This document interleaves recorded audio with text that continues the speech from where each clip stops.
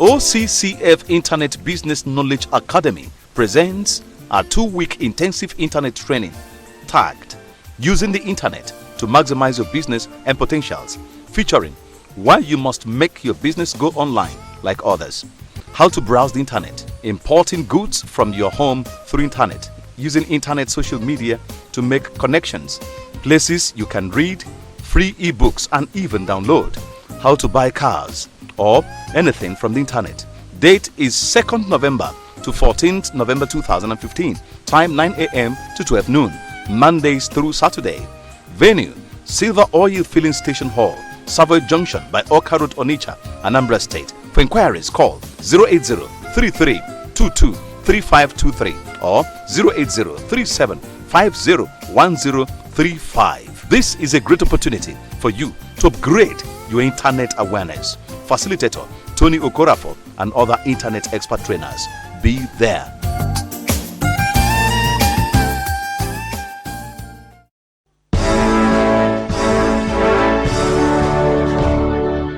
All hail Biafra, land of the rising sun. We love and cherish. We have vanquished our enemies. All hail Biafra. God bless Biafra. In Him we trust. Shout it, sing it. All hail Biafra.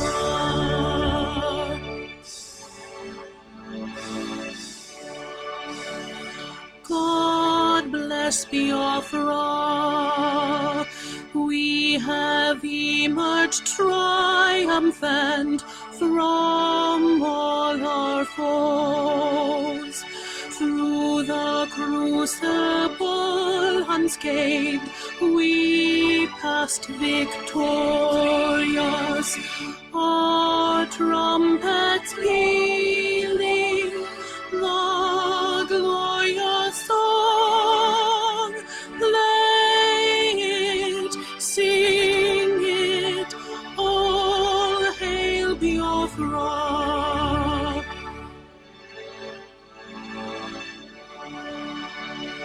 Oh, hail Biafra. We shall always remember all that perished in the struggle for our freedom. All hail our heroes. Our prayer shall be known both day and night. Say them always.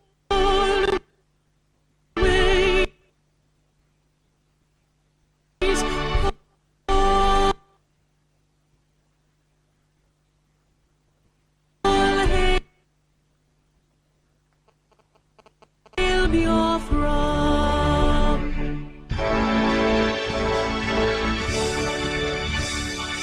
All hail Biafra. Now our star shines everywhere. We crave humility. God guide and protect us all. All hail your wisdom, shielding us from fury, unleashed by our enlightenment. Biafra, Biafra, shining forever.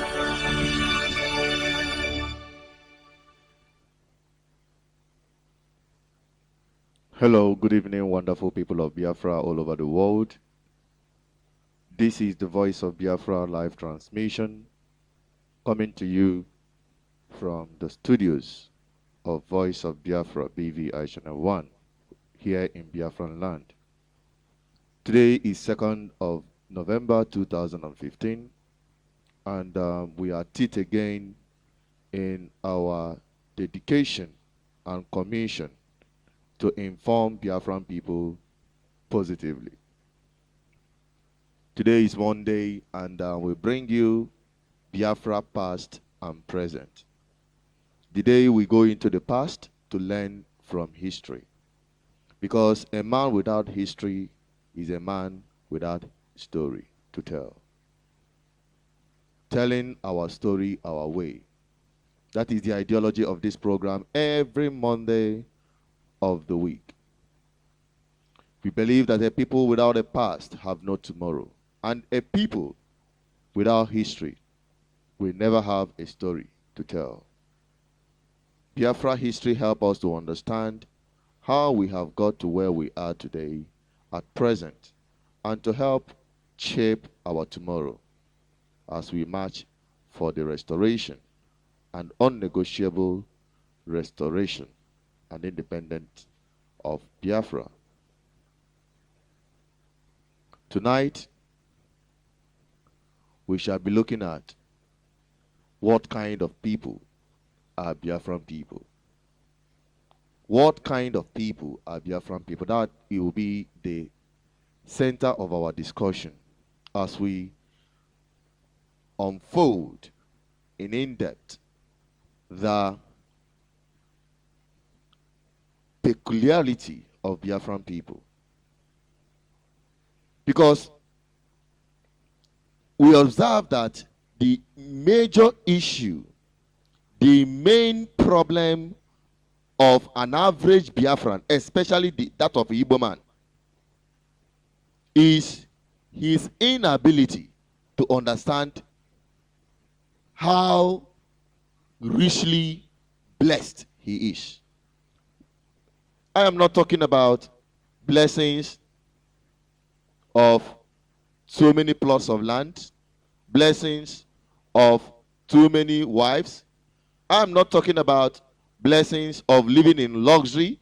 I am talking about the mental strength God has endowed Biafran peoples with.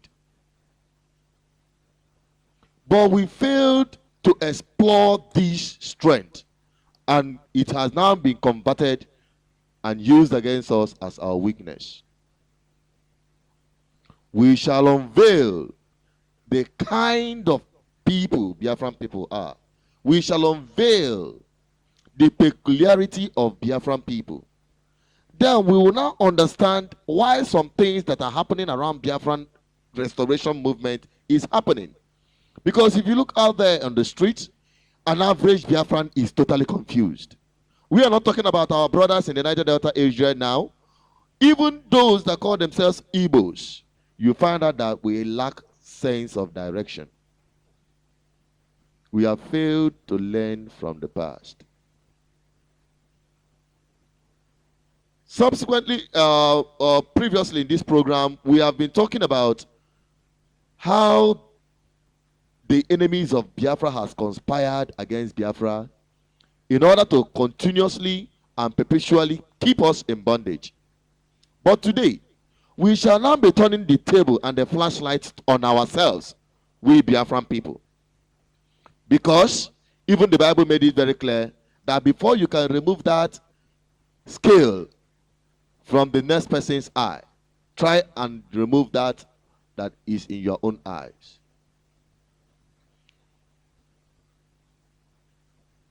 Biafran people, we have deviated so much from whom we are as a people, the kind of people we are. Before the colonization, before the evil activities or adventure of colonization, Biafran people have always been a republican nation. The kind of people that we speak out, the kind of people that you don't just come around them, say cock and bull story, and they will just follow you blindly without asking questions. Biafran people are the kind of people that when they come out, every opinion counts, and no one assumes superiority over others. Everyone operates within the same level. If you can agree with me, we are Republicans. Our forefathers established a republican democratic system of government even before colonization, even before the glamorization of these current democratic dividends. It is our forefathers that initiated it from the beginning. But today, it is the opposite. If you have to understand what it means to be a Republican, the kind of persons or people that are Republicans, they are the kind of people, when there is policy, before anything shall be implemented, their opinion must count. Everyone's opinion should count.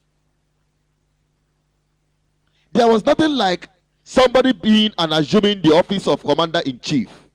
Neither is there anyone that commands in totality with autocratic system during our forefathers' era.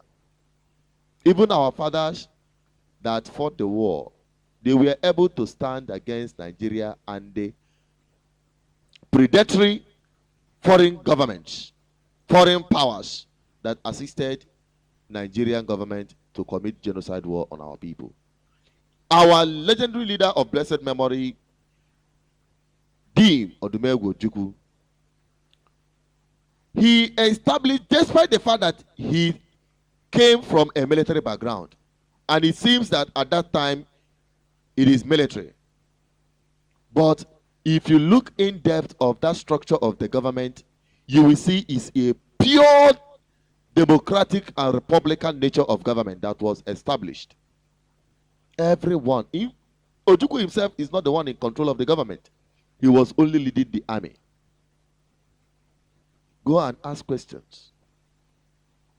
Then why is it that in this current agitation for Biafra restoration as an independent nation, some people are out there claiming to become commanders-in-chief? Some of them are answering prime ministers. Some of them are taking the title of presidents, lords, and all sort of titles that they allocate themselves with. What kind of Biafran people? What kind of people are we? Are we the kind of people that you just come up with any story and we don't ask questions? They call it command and control. What is command and control? If you find yourself in an organization, if you find yourself within an entity, if you find yourself within a business environment, be it church, be it school, be it market, be it organization of friends forum or organization of age grade, whether governmental organization, and you cannot ask questions, you are not allowed to express your opinion, my brother, you are a slave. Take it or leave it. You are a slave. One of the major problems that Nigeria have since beginning is that anyone that goes into government, he assumes lord over the other people. There has never been any dividend that comes from governance that has been witnessed in Nigerian history. All policies, all economic policies, projects, they are all predatory. They are assumed to exploit the people, to exploit the common purse of the people. Check it. There is no single project carried out by Nigerian government. Look around you that does not have personal undertone to it. It is either that contract is given to my brother's brother, or to my sister's sister, or to my cousin, or to my cousin, or to my friend's friend, or to my... Everything have a connotation of personalization. Any contract. It is not being done because that community needs hospital. It's not being done because the children needs better education. But it is motivated by predatory individuals who prey on the public.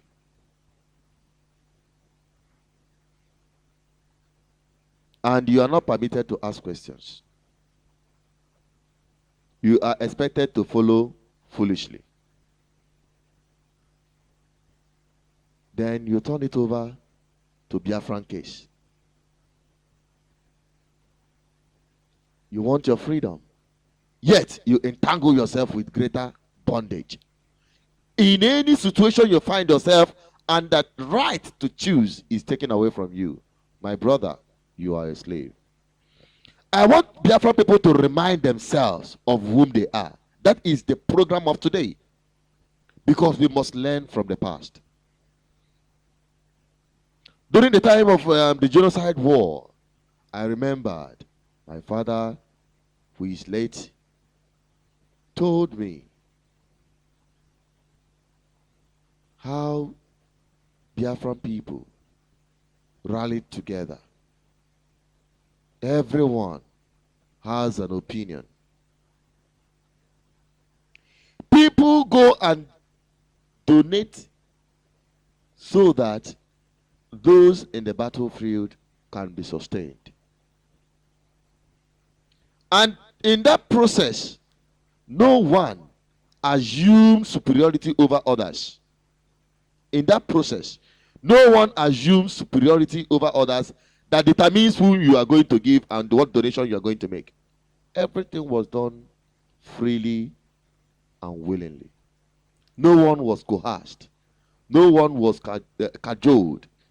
No one was insulted. No one was. Everyone does according to the provision of his resources. Then you can look at the structure of government during that time. It was complete democratic system. In spite of the situation and condition of Biafran people, yet they maintained that standard. Those of us that are closer to some of our legends, our living legends, someone like retired Brigadier General Joe Achuzie, will always tell you how the government of the day during that period was carried out.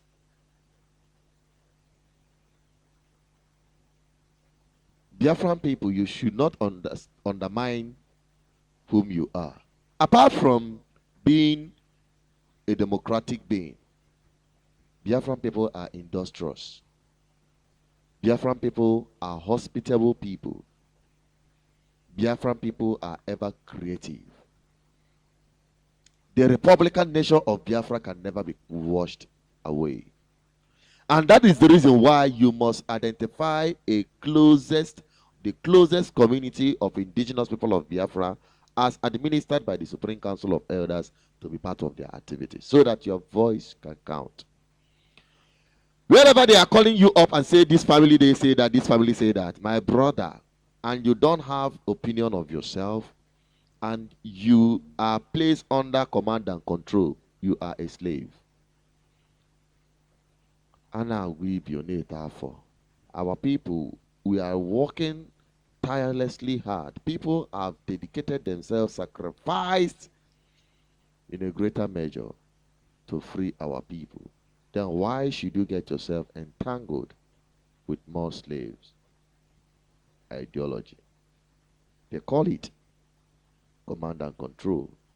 Who is commanding who and who is controlling who? Biafrans must understand whom they are. Biafran people, we should shun any kind of inhospitable character. Because if you look at the activities of some of our brothers in this movement for Biafra restoration, you will weep. You will weep for the next generation of Biafran people. Before someone can be hospitable, before you can have that hospitality behavior and attitude, there are things that should be found in you. There are characters that should, whenever they look at you, that is what you display. And first is love. If you cannot love the next person around you, if you cannot love your fellow Biafran, if you cannot correct anyone that you feel that is going the wrong way with love and humility, how can you say you're hospitable? Check the time of our fathers. They take care of strangers. In fact, one of the greatest strength of Biafran people during that war was that when a particular community falls or an area falls under Nigerian control or under the Nigerian forces, the people of that community will move out en masse to other distant community and they will be received well. Most of them from there joined in protecting that immediate society where they live. That is the spirit of hospitality. The people you don't know, you share what you have with. Not that you have it in abundance, yet you squeeze it out for the next person. Intolerance. Our people don't tolerate anymore. You don't tolerate the opinion of others. You believe your own opinion is yes and final. It surprises me when some people come up with that mentality of command and control. I wonder where that thing comes from.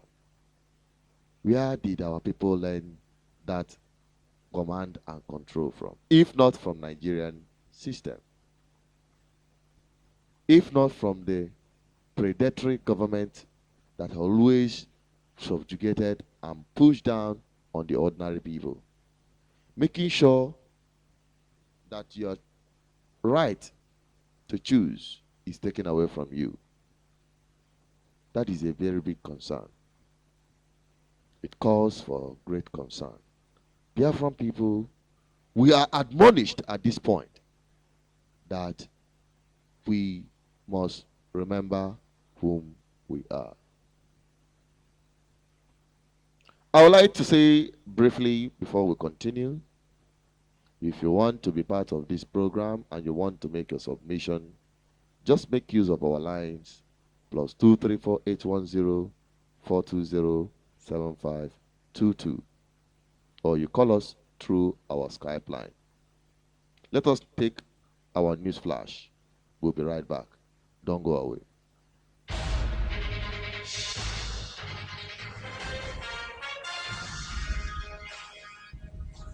This is BVI Channel 1 News Flash.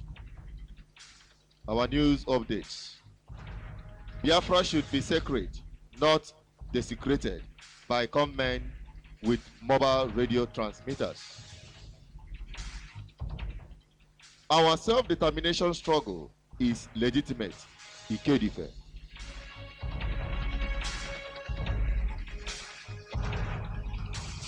An open letter to General Buhari and General Obasanjo on Biafra by Madam Kemi Omololu.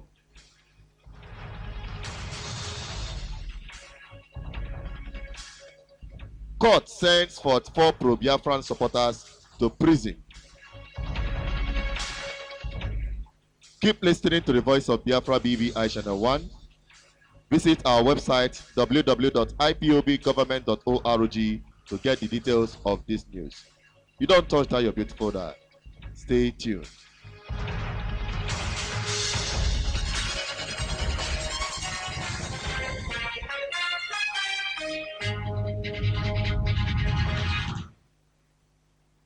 Yes, that was our news flash there. You are welcome back again. If you're just joining us, this is the voice of Biafra BVI Channel 1, and we are on live transmission.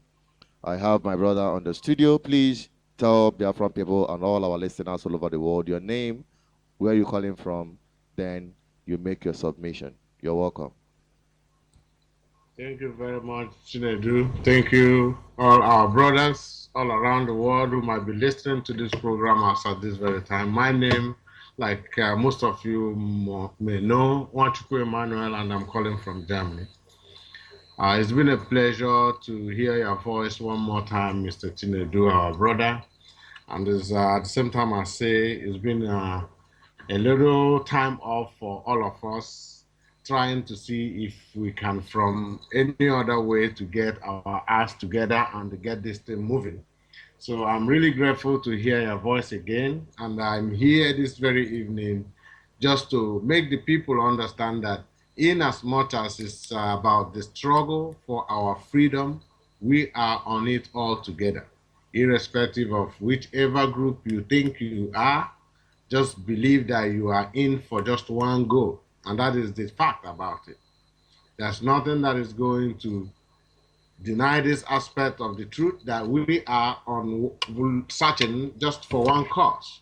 So I will advise other brothers, wherever you are, to please understand this very point, that no matter whatever your name or your group name, ideology, relationship, or whatever is, we have a common goal. So many of you knows who I am as somebody who have been going from group to group, all in the search of that very freedom. So many of us, or so many of you people, understand it as inconsistent, which I doubtly believe that is what it is, because I believe the consistency to this very program is towards the freedom, towards that last goal, and not about jumping or going from place to place. I believe that should be even a right course for each and every one of us, so that we can understand exactly what all these groups are made up of. It's like what I said in the previous programs I make. You cannot find out which is the best orange if you don't have them before you, if you don't touch them, if you don't feel them, if you don't smell them. The only way you can differentiate between the oranges, which is good, which is better, and which is best, is if you can perform these activities on them. By locking 4 in the cupboard, in your drawer, and bringing one out and saying this one is just the best, going to search the other ones and to verify them is being inconsistent. That is somebody lying to themselves. I believe that also so many of us who are in this quest for this freedom in our many different groups today have been in one group or the other before you came to be where you are today, and that is the right cause of it. That's the right way to go about it. So you cannot say in your own group and say these people are stupid, these people are mad. And of course, that is one of the greatest mistakes we make. If you live here in the Western world, it's not even about living in the Western world, it's just about common sense. Disagreement doesn't mean enmity. Disagreement just has to do with an issue or a particular point, program, or something that you people don't really agree with. It doesn't mean that your relationship is cut off. So this is another mistake where we make, that when we disagree, we tend to take it to a very high level, going up to the extent of insulting the next group, the next person, and saying all sorts of things, not remembering that when that goal is achieved, it's still we, the same people, going to be one brother. What will you call me then? If I am a thief, if I'm a criminal, if I'm a liar today, if I'm nobody, then what will you call me when we really succeed in our quest?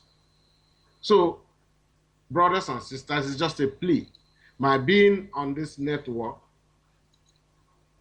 really stress that point, that we should be working together, in the sense that if we can't agree, but we can still continue dialoguing. That is why the Western world here have their strength. You see them keep talking and talking and talking. They might talk 10 times without no one agreement, and that 10 times might even be 5 years. The process might take them 5 years. They keep talking, no agreement, but they still have another date implanted for the next year to keep meeting, because one day they must have to come to success somehow. And that is the strength here. I want us, my brothers, if we can emulate this very system, the things we see that is good, that's why it has no why we are here abroad is that we can learn things that we can bring back home. We can also make additions and surprise. It doesn't mean that everything the white man says is the truth or the best. But it's good that we pick out from those ones that are. That's why we stand a greater opportunity to make a greater nation, because we know why they are successful and we know also why they are weak. If we can pick out that their success and live with them that their weakness, come and use it on our own, then we will be much more successful than they are. It's said that he who laughs last best. If we will come out and match the last nation or the latest nation today, we are going to make the best nation tomorrow. Please, my people, I'm standing by. I'm in this program. I will continue to come if I'm invited. I'm running another extraordinary program for something else. It doesn't mean that I'm not in the struggle. I'm still with the Lower Niger, in agreement with them. I'm still with the BVI, the BVI, as I know that the movement towards the legal movement is a positive one. All what we are trying to do here is check and balance. Which one will come first? Which one will come second? If we see where the pressure should go, we give that place a pressure. And that's what I believe. I don't believe in groups. I believe in the group's ideology and in freedom. But if a group is empty, there is no need. And that is why it is important that we search these groups. I don't believe there's anyone that is virtually empty. If they have 10, maybe 2 is important. Let's pick that 2, even if it's 1, even if it's half. But I believe each one of our groups, these groups that are existing, look at what is happening today.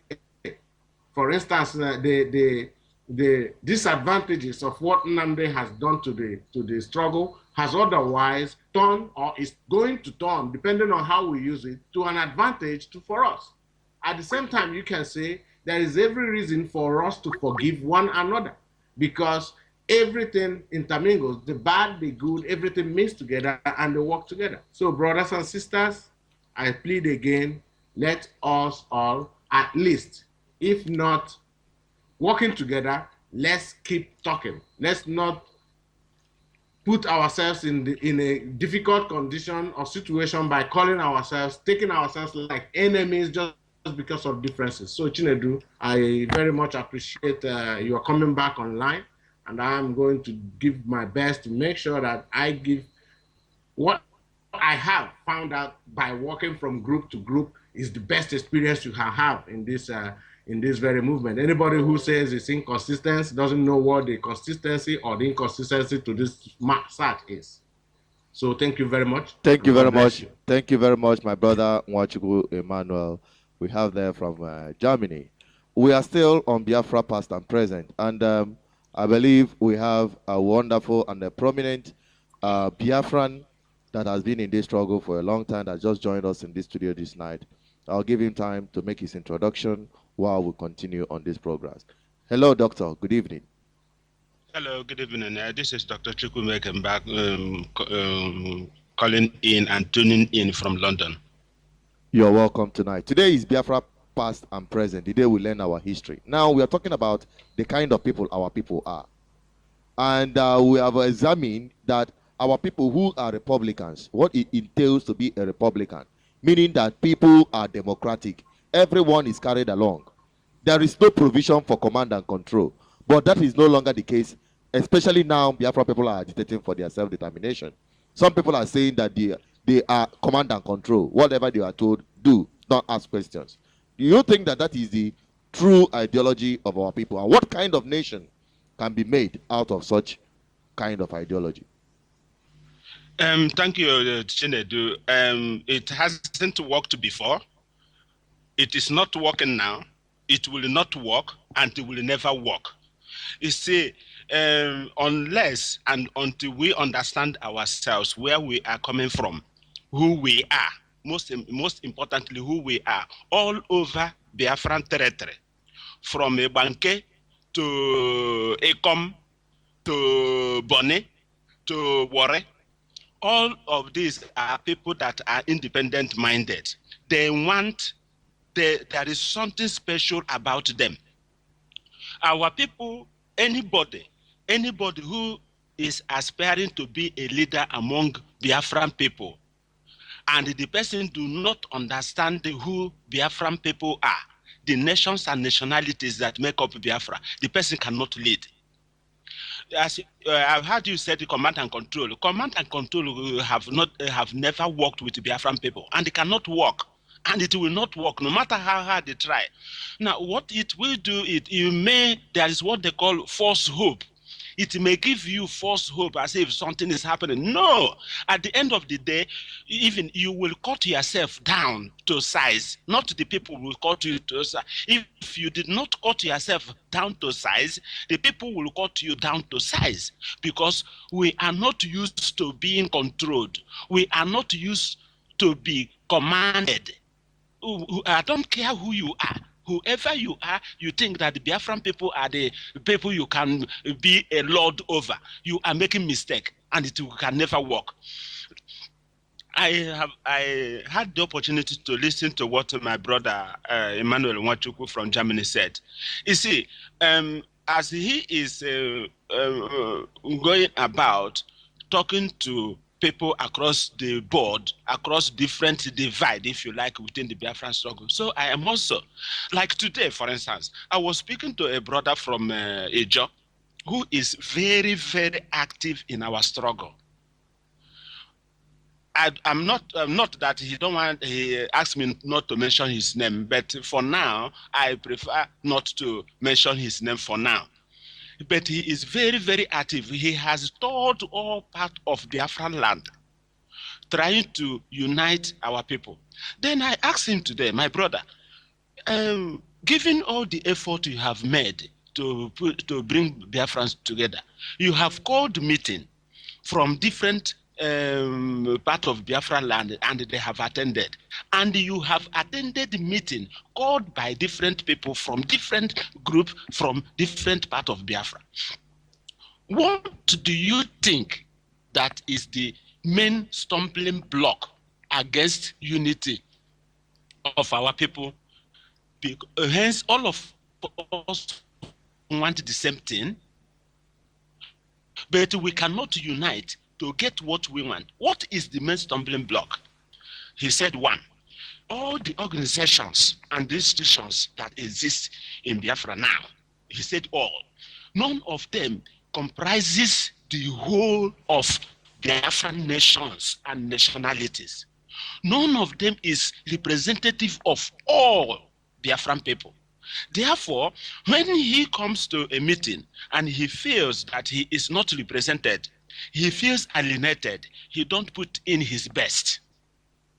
Then another person from another group will come. You find yourself there being either only Igbo people, or predominantly Igbo people, or predominantly Ijaw people, or predominantly one nation or the other. But you are speaking in the name of the whole of Biafra. It will not work. He said, okay, for instance, this brother said that he picked up one of the editions of the pamphlet produced by the indigenous people of Biafra by the customary government. Then he said that I think he have three of them. My understanding that there are 3 volumes. He said that he picked up one of them and started reading while he was in a meeting.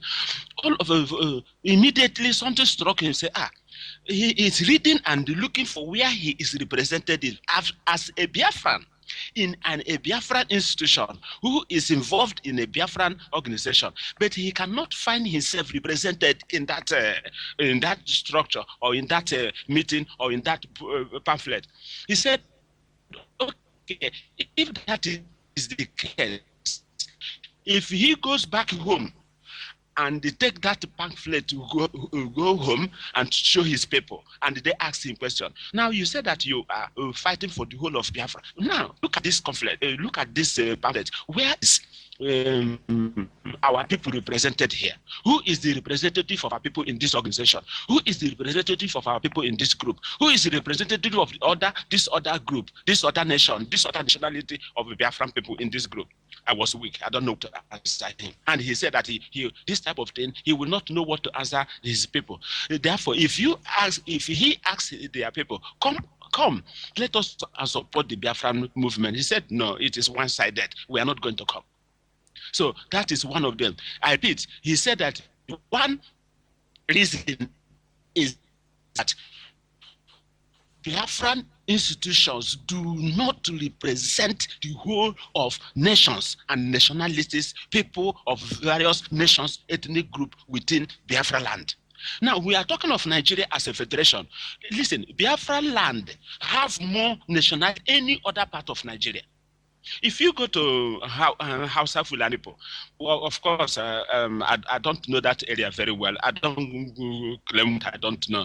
I don't know all the areas, but I am convinced there are more nations and nationalities within Biafra land than in Hausa Fulani.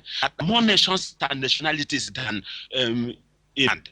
Therefore, in Biafra land, you will have a true federalism. And if we cannot from day one practice true federalism by accommodating all the nations and nationalities, we will be failing from the start. That's number one. Number two, he said again, the youths are not actively involved. Number three, he said that the churches and the spiritual element of the struggle is not properly accounted for. They are not involved. Number four, he said that our politicians are not they are not actively involved in our struggle. And this brings me back to what Emmanuel was talking about. When you talk about politicians or engaging in the political process, people seem to misunderstand it. Some Biafran activists seem to seem to misunderstand it. You see, you don't have to be in a political party to engage in a political process. But at the same time, political party is a vehicle to catapult you into political office. Now, these are some of the things that are missing. And unless we sort of take one step back, review what is happening now, and try to address this, it will be a problem. It will not allow us to get the best from different nations and nationalities that populate Biafra land.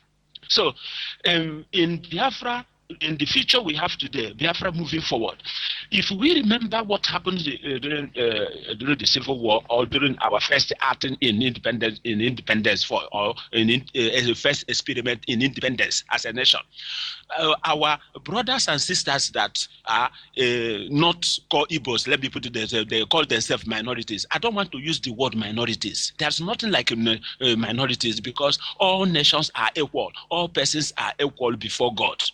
So, because they were not fully, they claimed that they weren't fully integrated, they were marginalized, they didn't this, therefore they did not put in their best, and therefore they were easily used against us.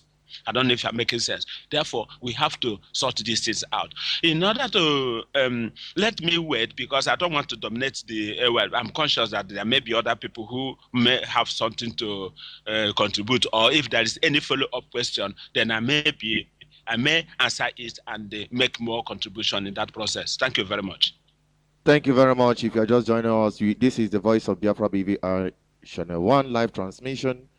If you want to call, you can call +2348104207522, or you call us through our Skype line, which is Biafra Voice International. We are still on Biafra past and present. We are trying to examine whom Biafran people are. And my brother Emmanuel and Dr. Egemba right here have made so many revelations. Now, I would like to point out very clearly, when you say equal representation, that is the concern of our people, especially those of them in the Niger Delta area.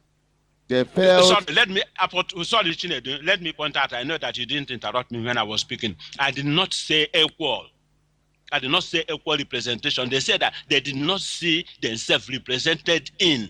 Not that they have to be equal or all this thing need to be equal. So Okay. I just want to correct that. I'm not saying equal representation. Go ahead. Okay. Now, if you go to the website of the Customary Government of Indigenous People of Biafra, you go down to the structure of that government. You will see that there is a platform for every Biafran to be duly represented. For every Biafran to be duly represented within the structure. Everyone. And thank God, the activities, some people say that Voice of Biafra have been off air. We left the air and we came down on ground to do the needful, to do the ground mobilization. And it yielded a lot of fruits, which many of us will start seeing in weeks coming, if not days ahead of us. Today, people of the Niger Delta region, especially from Bayelsa State, have sent their representative to be members of the Council of Elders of Indigenous People of Biafra. The spirituality is not left out. Biafrans shall be having their spiritual leaders coming in to be members of the Council of Elders, and that is already happening. The National Executive Council of the Indigenous People of Biafra government, down to the local government stewards, are there to give Biafran people a proper community administration. Everyone, the closest community around you, you will partake and be part of what they are doing. Your voice is heard from that point to the highest level. Everyone is part of the process. Nobody is left out.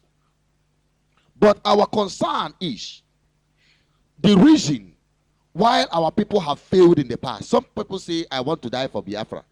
Rather, they say, I want to die for Biafra, I want to die for Nnamdi Kanu, I want to die for Wazirike, I want to die for this person. You are making a big mistake, because Biafra needs you alive than dead. You are more important to Biafra when you are alive, to make contribution positively for Biafra restoration and also for Biafran development. Now, when you attach Biafra to an individual, that is where you have problem. And that has been the problem of our people all these years. You attach Biafran movement, Biafran agitation for self-determination to a particular man who can disappoint you tomorrow, who can sleep and wake up with a different mindset, who can even go to sleep and didn't wake up at all. Biafra have a government. That de facto government has been established. It is legal and legitimate. Everyone must rally around it. It is not a plea, it is a must. Every Biafra must rally around the customary government of Biafra, because it is the body. It is the body that is legitimate to govern and bring Biafran people together. Without order, there will be anarchy. And where there is anarchy, you will see that man is equal to animal.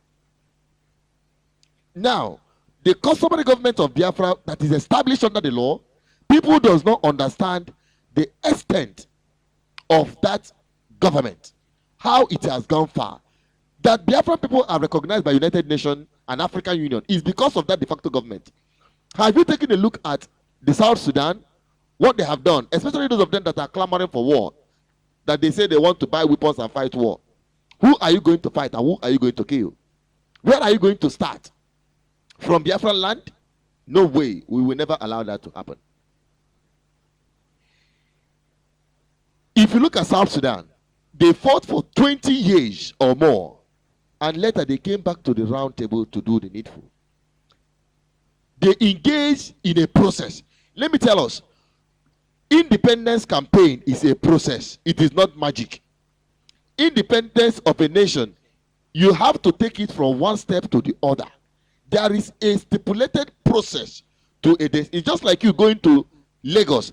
There are roads that lead to Lagos, and there are roads that you will embark upon, and you will never in your entire life come close to Lagos State.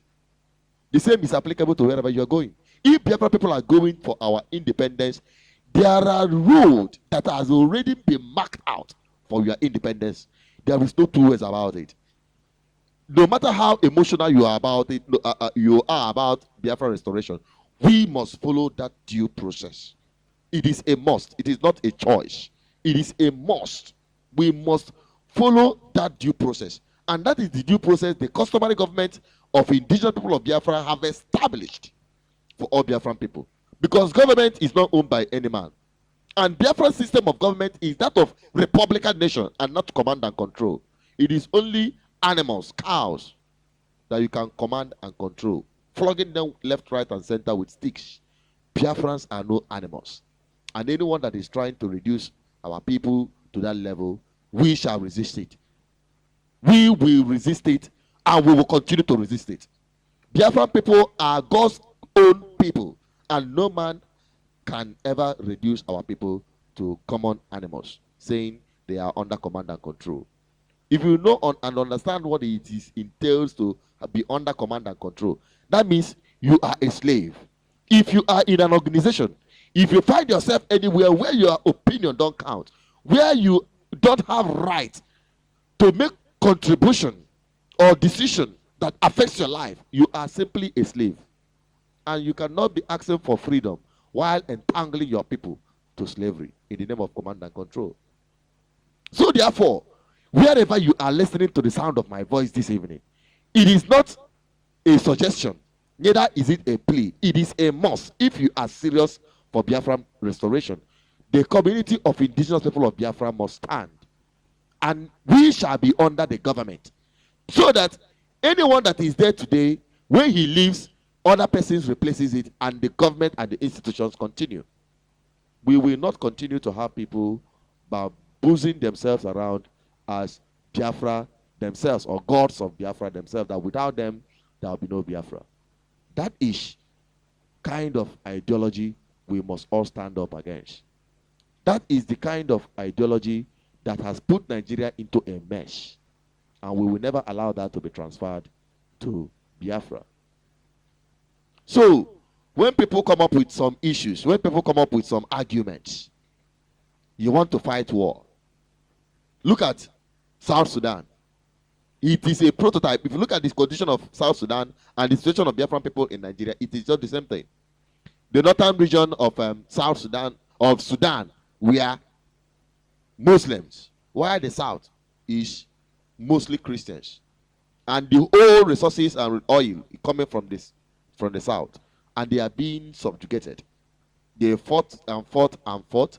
They fought and fought for so many years, and yet when they engaged in the process, they got their freedom automatically. What did they do? They established a de facto government.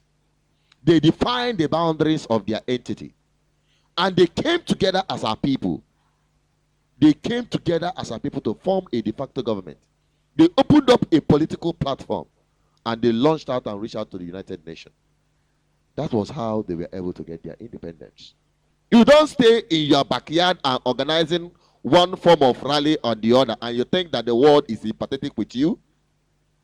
3.5 million of our people were massacred and killed, yet the world turned the other way around. And you think that when you go on the street and you are killed in threes or fours, that the government of the world will listen to you. That does not matter. The world is not sympathetic with your cause. It is we that must do the needful and be free.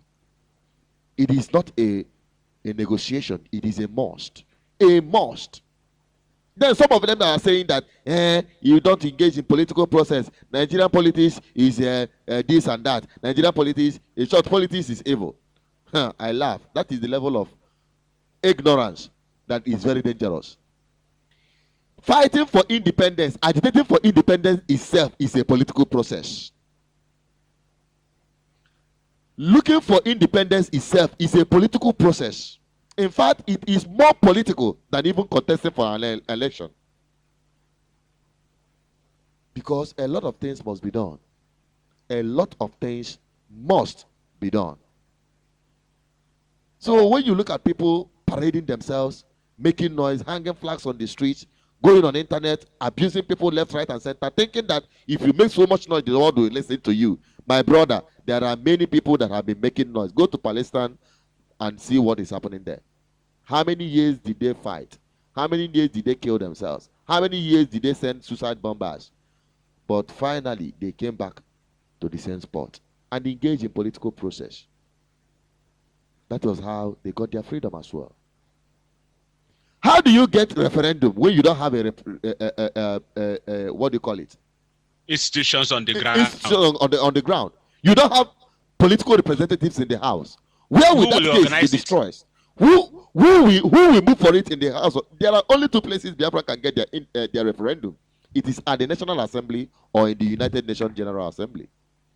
And how do you think you are going to get to those positions if you don't have Biafrans that will put that now? Yes, we understood that Nigeria had been structured in a way to subjugate the southeastern people. When I mean southeast, I mean the entire southeast and south. The easterners. They made sure that in the National Assembly, what they call federal character, that they not have more votes in the National Assembly. That we understand that. That is fine. But the point is that we have to start the process. Scottish people, they persuaded because they have a political process, and they were able to push and push until British government say, okay, you are free to have your referendum. And they engaged in more political process in order to carry that thing out. Unfortunately, they failed, but I believe they realized after they have failed. Because when I or no if our people must get referendum, we must engage in that political process. It is not a choice. It's not a matter of your opinion. You must engage in that political, and Biafra must get to that point. We must get to that point. Whether you want to start it today, or you want to start it tomorrow, or you want to shy away from it, we must, if we say we are ready to be free. It is a political process. Right. Yeah, Chinedu, can I come in, please? Please come in. Yeah, thank you very much, Chinedu, for all your explanations. This is a little bit where I always like to balance it a little bit, because I believe each one of the group leaders, if I should talk about them, knows what they are doing, like I said, or they are all learned, they are all intellectuals in their own forms, and before they started their programs, I believe also they have people behind them, and so to say, they know what they are doing. So let's not say somebody don't know. That's why I'm talking about talking and meeting together. Now, Emeka Adolf, who arranged the BVI Human Rights with the Supreme Council, is a lawyer, educated, well prepared for what he wants to do. So he can argue and give you points and basics of what he's talking about. Like the only person I know that just came onto IPOB style of it is the Nnamdi, that is not well programmed or well designed, or to say this is the agenda or the strategy they want to go about that is on book or something like that. But the Lower Niger also is another lawyer and intelligent man who did his, I don't know, call it feasibility studies before he came to do what he's doing. I believe also that he knows more than any other person who is outside his territory. Likewise, any leader knows more than any person who is outside his territory. That is why it's important for us to talk together. Like you are making this comment now, you're making the statement that there is no other way to get into referendum except this or this. Maybe from your own point of view, or from where your knowledge stops. Maybe there's something else. This guy who said this way is possible knows that we don't know. That is why I believe it's important not to just discard one's ideology just because of how much we think we know personally, without talking with the people.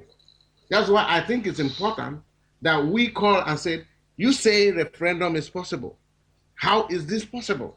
Bring us up to date if we can do it without a political platform, if we can do it without a what do you call it, legislative or what?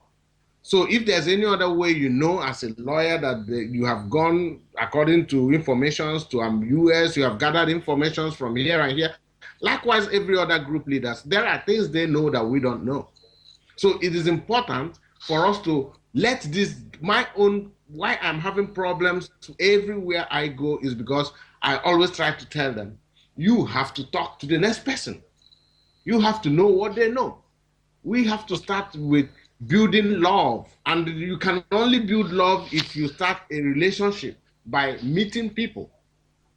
So that is what I believe. I said, let's just not say there's no possibility to this, there's no possibility, because you believe the possibilities are there on what you know, but what you don't know, still believe that maybe some other person have the possibility. So that's what I'm saying. Please. Yeah, Emma, can I add to this debate as well, from sort of marry your point and what Chinedu said. Doctor, please, if you might permit me, let me bring in the next person that just joined the studio. My brother that just joined the studio, please, you're welcome to today's program. You can introduce yourself. Then we hand over the mic to Dr. Chukwume Gemba. Yes, this is Nabuke Naded. I'm just joining from London. Thank you very much. You're welcome. Over to you, Doctor. Yes. Now, the point I wanted to add to what you and Manuel said is this. In both your argument and what Manuel said, there are some, I can say, balanced argument in there. But I want to join or sort of add what I, of course, an individual, consider as a missing link. What we should add there or clarify from Chinedu, from your own Doctor, point. let us take this call, please. Let us take this caller. Hello, the caller on phone. Please tell us your name and where you're calling from, please. I'm speaking with the BVI. Yes, this is BVI Channel 1. Please make your submission. Okay. My name is Carlos, and I'm calling from online. Carlo, you're welcome to the program. Please, what do you have to make of this program tonight? Well, the only thing I have to say is this. I can see that this Biafra Restoration of Virginia has come now to be a church that everybody now has to open its own branch in order to get money from others. Instead of you to join hands with your fellow. Can you move that guy, Chinedu, please? And you are also. No. Allow him to make his point. Okay. Thank you for your submission there. If I may ask you, you have made a very wonderful point there. Everybody opening up his own branch of a church. My brother, can you help us educate Biafrans all over, listening all over the world, what indigenous people of Biafra means, please? Indigenous people of Biafra, if I can tell the person that started it is Nnamdi Kanu, which everybody knows. My brother, I think you should answer the question. I said, can you please help us educate Biafrans listening over the world what you understand by that word, indigenous people of Biafra, and what it means? I think we lost that call. We hope he's going to call back again. Let me quickly make one sentence in what he said. First and foremost, Nnamdi Kanu did not start indigenous people of Biafra. We don't want to go into history. He did not start it, and he himself knows. So when the time comes, because he is in detention now, it will be very unfair to talk about him so that people will say, well, he will not be able to either phone in or clarify or speak for himself. So let us leave it at that. But the fact remains, everyone knows that he did not start indigenous people of Biafra. Now, the point I was trying to make is this. As I said, to what you said and what Emmanuel said. Now, we are talking about a referendum which Lower Niger Congress is championing. And to the best of my knowledge, many Biafran activists are in support of referendum. And I am quite sure from this channel, we have also campaigned or are in support of the customary government is in support of referendum. But Emma, what I want you to understand as well, that's what the point I want to make is this. To take the example of Scotland that happened only yesterday, a year ago, in September last year. Right. Now, for a referendum to be organized, the Scottish government, they are the people, the Scottish institutions organized this referendum. But what we are lacking, and that is the void that is in existence in Biafra land, is we don't have a centralized government that will speak for that will speak for that will speak for Biafran people. Therefore, let us at least have some resemblance of central authority that can be able to organize this in the long term.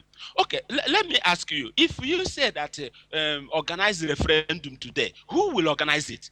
Is it state by state, local government by local government, or there must be a legitimate body that will be able to organize this referendum? And this is where I support what Chinedu said, that if we have a central body like the customary government of the indigenous people of Biafra, the customary government is recognized by the constitution.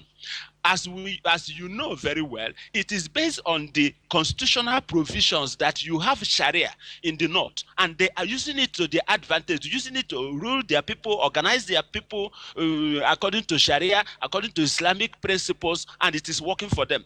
Now, if we can set up the same thing and gradually get everybody to come on board, at least under it, then we can use it to organize this referendum. Then we can use this, say, okay, Niger, Lower Niger, this referendum, okay, you come, let us use this institution on the ground and use it to organize this referendum for the benefit of the whole Biafran people. That's what we are talking about. Chinedu is not dismissing the existence of any other group or saying that one group is supreme. But if you understand the supremacy as one institution being able to organize and rally around others for the betterment of the whole of Biafran people, I think that is important. As you said, if we can have the representative of Lower Niger headed by Tony Nadi, their secretary, have our own barrister Meka Dov, a representative of the customary government, dialogue. That is the key, and I agree with you.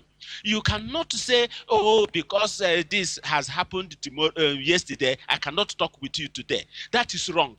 Emma, I support you and I agree with you, regardless of how correct or how wrong anybody is. It does not warrant closing the door to dialogue, to agreeing in order to disagree. You can disagree today, then tomorrow you continue to talk. Maybe the next tomorrow you can agree or find a level playing field or a window opportunity to agree. What is it that you want? What is it that the other person want? Put it on the table. Okay, this is what you want. This is what I want. What is the difference between what you want and what I want? How can we marry it together? That is what is lacking. And because our leaders are not talking to each other, we haven't been able to bridge this gap. As you said, we must talk. Anybody who refuses to talk to each other is selfish. The person is fighting for himself. If you are fighting for Biafra, I see no reason why you will not stomach or do away with your personal interest and fight for the whole of Biafra. But anybody who refuses to talk to his brother to achieve a common goal is a selfish person, is fighting for himself. And that person should be named and shamed, or in fact, isolated within the movement. That is that's what I want to add. Okay. We must have something on the ground that whatever you have on the ground must reflect the whole of Biafran people. Give them a voice, give them sense of belonging, sense of participation, so that they can participate actively and make it work, not one-sided. That's what I want to add. All right, thank you. Thank you very much. But before we proceed, it is very, very important for the benefit of our listeners and many of them that are just joining Biafran movement. The young man that just called in displayed a high level of ignorance, and that is our responsibility to clear up. Yes. Indigenous people of Biafra is not formed by any man or any woman alive. It is our national identity as a people, which made us to be existing as a nation before colonization. That in mind, the United Nations, knowing the agitation of various indigenous people all over the world made the declaration for the rights of all indigenous people to self-determination.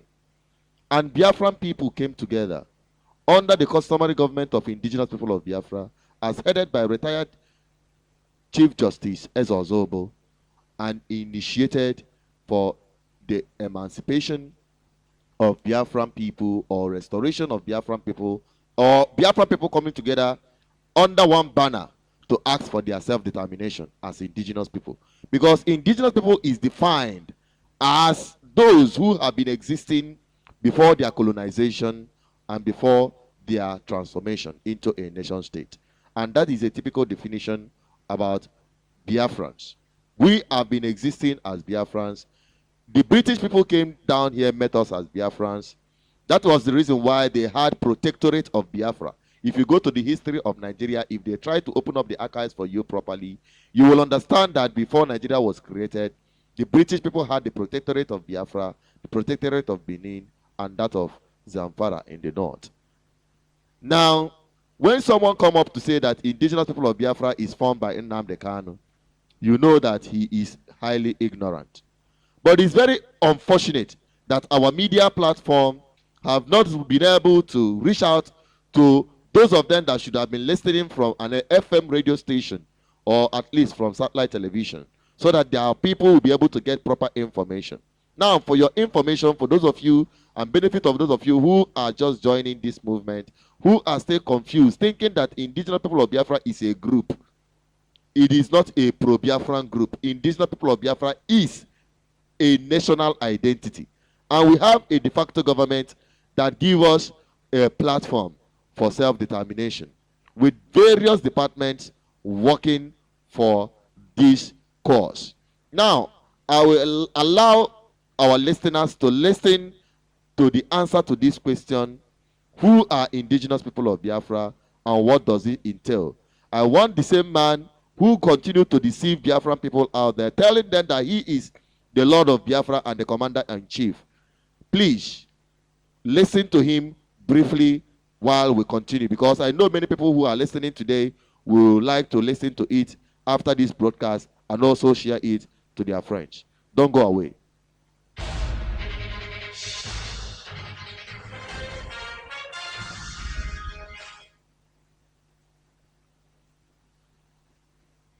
Good evening, wonderful people, great Biafrans, wherever you are in the world. We are welcoming you to today's rather extra special edition of the News Hour of Radio Biafra, coming to you live from Texas, from Corpus Christi, Texas, in the United States of America. I'm Nnamdi Kanu, your host and director of Radio Biafra, and by the grace of God, a servant of the wonderful people of Biafra. I am delighted to say, every Biafran, wherever you are on this planet, be it today, yesterday, or from 10, 15 years ago, if you identify yourself as a Biafran, you should come under the authority and the guardianship of the Council of Elders of the Indigenous People of Biafra.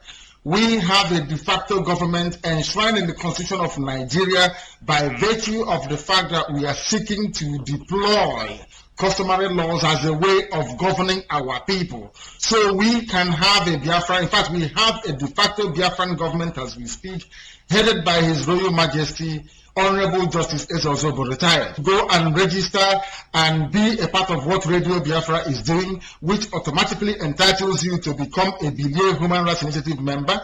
If you are in Nigeria, you go to 90 Wedru Road, where outside that territory, you please contact Radio Biafra, go and volunteer, go to the Facebook and join us, register as a Biafran, as thousands upon thousands of people have done already, so we can move together as one. The entire Biafran family will be united under the leadership of the Council of Elders. I am not leading Biafra, neither is my team at the entire board of the Radio Biafra editorial board. We are not leading Biafra, neither is BVI leading Biafrans.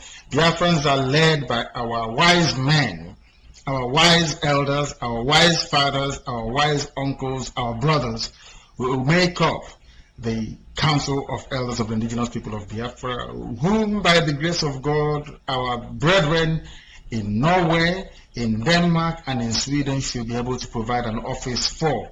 Please, I want to take this opportunity to thank our wonderful brother, Dr. Nnamdi Kanu, for the job he's doing.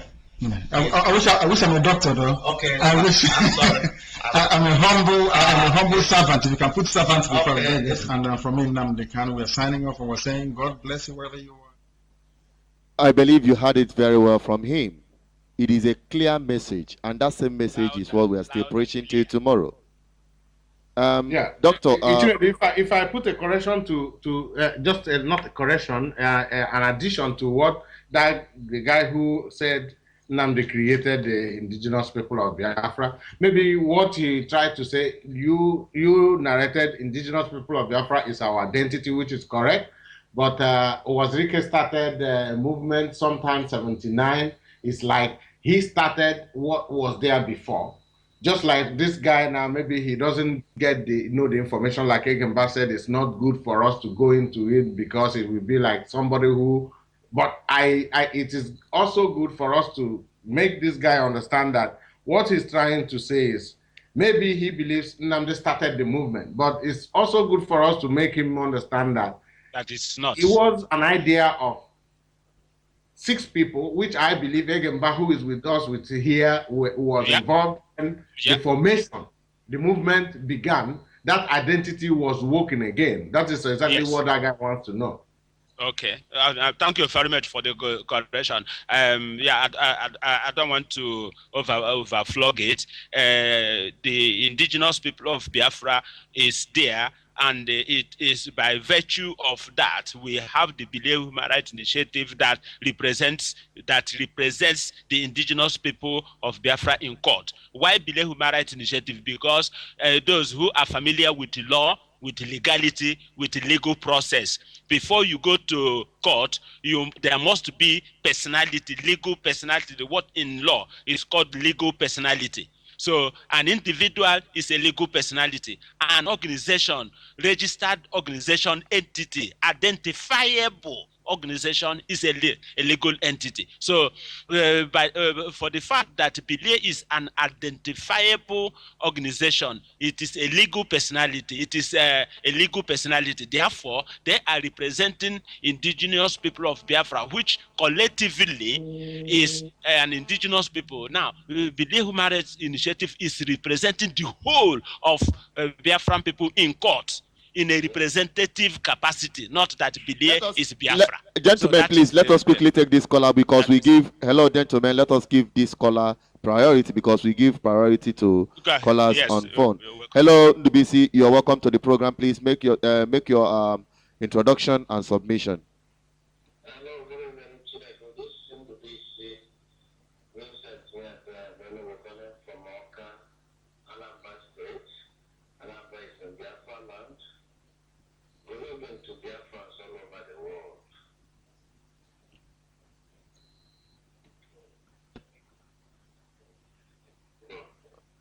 Okay, thank you very much. Yeah, you can just stand by. Let us continue if you want to make your submission.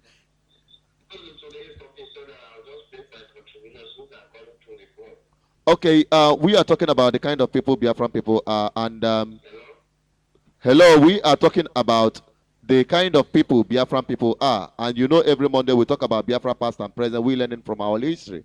So how far have our people learned from history before, especially now that everybody is confused? Some people claiming that ownership of indigenous people of Biafra, some people trying to build Biafra around one man. Have we really learned from history? All right. I think people who we are, when people talk about Biafra, I used to tell them that Biafra stands for equity, justice, and fairness. Whenever you see a Biafra, you see love in him, you see peace in him. Biafra wants, or the kind of people who want to see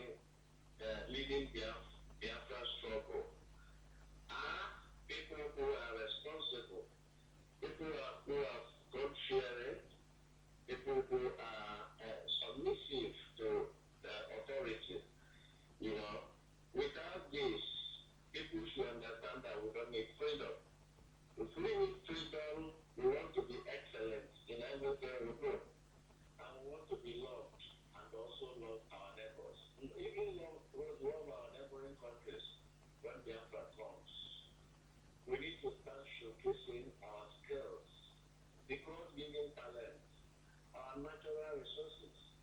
We need to start marketing Biafra. We need to start repackaging Biafra, showcasing our strengths and what we will have for the world.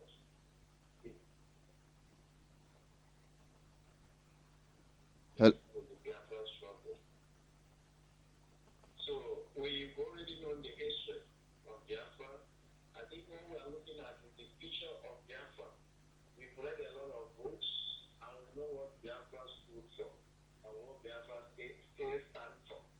So we should be talking about present and future. And to me, future is bright, so long as we have good people by not in the affairs of this struggle. Thank you. Thank you very much, my brother, for that submission. And we shall proceed to Gemba. But before that, let me quickly make this submission. I don't think our people have really learned from our history. Because if we have, many of our people who are building in mass in Abuja, acquiring so many properties everywhere in the outside Biafran land, they did not learn from history. And that is why we have developed this program every Monday, so that we'll be able to learn from our history. Over to you, Dr. Egemba. Yeah. So the fact remains that for our agitation to make meaningful progress, the sort that will propel us to the next level, these institutions are important. Unfortunately, because of the way the Civil War was prosecuted and the way it ended, so there was no opportunity to rally our people around that time and to hold them together. Therefore, as I said, because of the way the war ended and the condition that led to it, people just spread across the earth trying to fight for survival. Now, but it is very, very important. I want to make it absolutely clear, or to underline that unless we start to identify with the institutions on the ground, many people may have some reservation about the customary government, which is very, very wrong, if I may put it that way. Because the customary government is a constitutional provision, whether you like it or not. Just as Billy argued, representing us in court, we are still part of Nigeria. We are still Nigerian citizens. More than 99%, apart from those living abroad, all Biafran, what they hold when they are traveling outside Nigeria is a Nigerian passport. So we are still Nigerian citizens. We are still part of Nigeria, whether you like it or not. And we will continue to be part of Nigeria until we extricate ourselves. And the best way to extricate ourselves is to work together, is to come together under an institution. Because when, as we are working with the UN, working with the AU, we are not working there with 100 of organizations or with 10, 20, this, and it is only is with one organization that will represent and speak on behalf of the Biafran institution. Now, if the institution we have, you feel that it's not to your taste, you don't like it or whatever, the door is open. The customary government is open. If you don't know how to contact them, go to this website, IPOBgovernment.org. You will have contact. The deputy chairman is contactable by phone if you want. He's direct, or you contact Chinedu or whatever. They will give you access. Then you make an input, make suggestions. Say, no, this thing I feel that it is weak, or it is not working, or it needs to be improved. This is what I am suggesting to improve it. Then, if you don't have any plan or any suggestions to improve on it, you are not helping. You cannot say that something is not good if you don't know how good is, what good is like. Therefore, my brothers, it is important that we identify ourselves with institutions on the ground. And the institution on the ground, unless another one is comes up, is the customary government, and everybody should come. If you don't know how it was, or what the organs or the organogram or the institutions within this, you ask question and make your own contribution towards making it workable. But do we have institution on the ground? Yes, we do, and it is the customary government. We need to make it work, and that customary government should and must represent the interest of all Biafrans, the interest of all nations within Biafra, to make it work. So there's no any excuse. If we are to organize a referendum, it has to be organized by an institution recognized and accepted by the whole people. So the earlier we start to make the customary government workable, acceptable, being a full representative of all the Biafran people, the better for us, and the quicker we will get what we want. As people have said, as everyone knows, that we are still part of Nigeria today is not necessarily Nigerian making. It is our own making, because we have not desired independence much. If we want something, like all of us know that if you want something and you want it badly, you will do what it takes to get what you want. So now that we all want independence, we have to do what it takes, what is required legally. Remember, the AU and the United Nations that will still accept our membership when we become independent, they do not want violence approach to national independence, to national liberation struggle, for people desiring self-determination. They do not sort of accept or support violence, war, unless it is absolutely impossible. Let me, like we have pointed out before, remember that Southern Sudan, 30 years they fought. The war they fought for 30 years did not get them anywhere. What happened? They started to negotiate. They have to come back to the negotiating table and use peaceful institutions. Hence, they attended their independence. Those shouting war, or if you're supporting war or violence, what is the point of starting war when you are not prepared? Number one. Two, what is the point of starting war when at the end of the day you will still there will still be ceasefire? You will still use peaceful means. Why do you then want to destroy lives, the life which you will use to build your nation? Why do you need to destroy properties, the properties you will use to build your nation?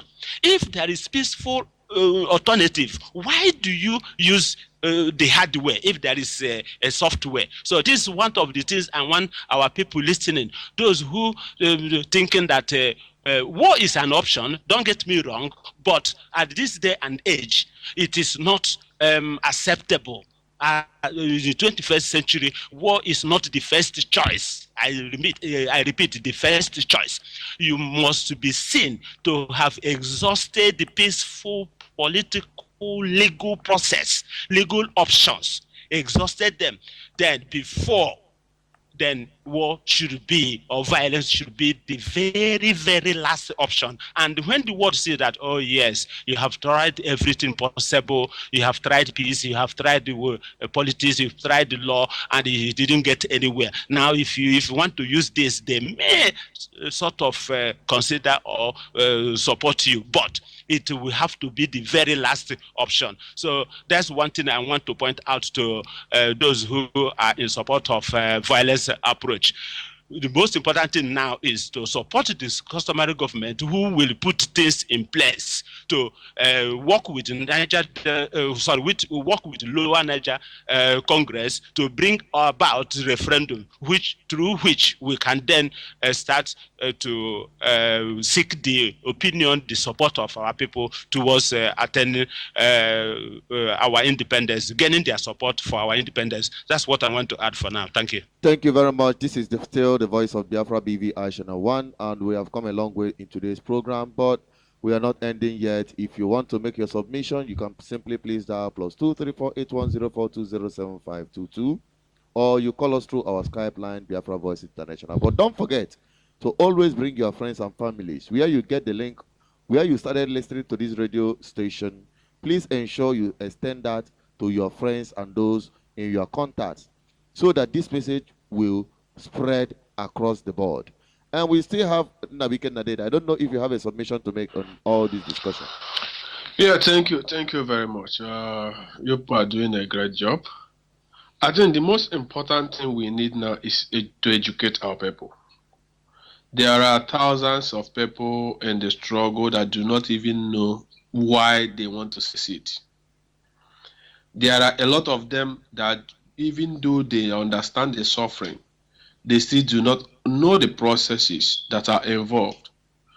I have listened to many of them. I watched several of the videos about their demonstration in different parts of the world. And one of the things that struck me is the level of ignorance among the Biafran activists. Most of them are highly ignorant. The young man that called you now could be a sincere and honest individual that have been brainwashed. And I love how you use the speech, the brokers that Nnamdi made in 2013 to at least to answer the person that just called. We need to let our people know that this is a long process. It's not about this December, next December, 2013 December, 2014 December, 2015 December. That journey for independence is a long process. What we are doing today could take up to 10 years. We must prepare for it and let people know that without a de facto government, there will be nothing like Biafra. It's not something the people will demonstrate. Ask somebody, they say, oh, Biafra is getting popular, Biafra is getting popular. If we let us demonstrate in every country in the world. If we fail to do the right thing, we are not going to get it. I remember some years back when Masop started, the effect that they made. I remember the very day that all the markets in Nigeria, Igbo markets closed. Alaba market, Idimota, Port Harcourt, everywhere, the whole area, all of them closed. The country lost billions. Yes, I supported that action. But after that, what then? People continue to demonstrate, continue to shout. You don't get independence by shouting. You don't get independence by talking hard. We must have a de facto government. And this de facto government has been there since 2012, which Kanu was even part of, who supported. The radio was established for that particular purpose, to conscientize and educate people about the government of indigenous people of Biafra, headed by Ezozobo. Unfortunately, for reasons best known to him, he tried to hijack the indigenous people of Biafra. So what we want is to let us educate the people. Let people know how to at least talk, how to reason. Because I was watching one of the demonstration that was in Japan embassy. A lot of people were there, cameramen were there, journalists were there. A lot of them were there. So when the High Commissioner or the ambassador addressed them, and they expected the leader, their so-called coordinator, to address them.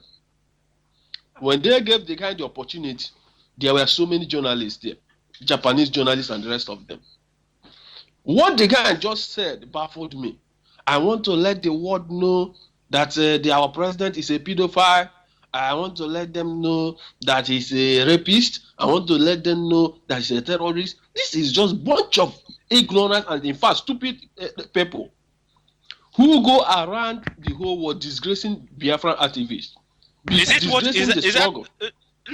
what he really said? Yes. Yes. I saw the video. I watch it. Wow.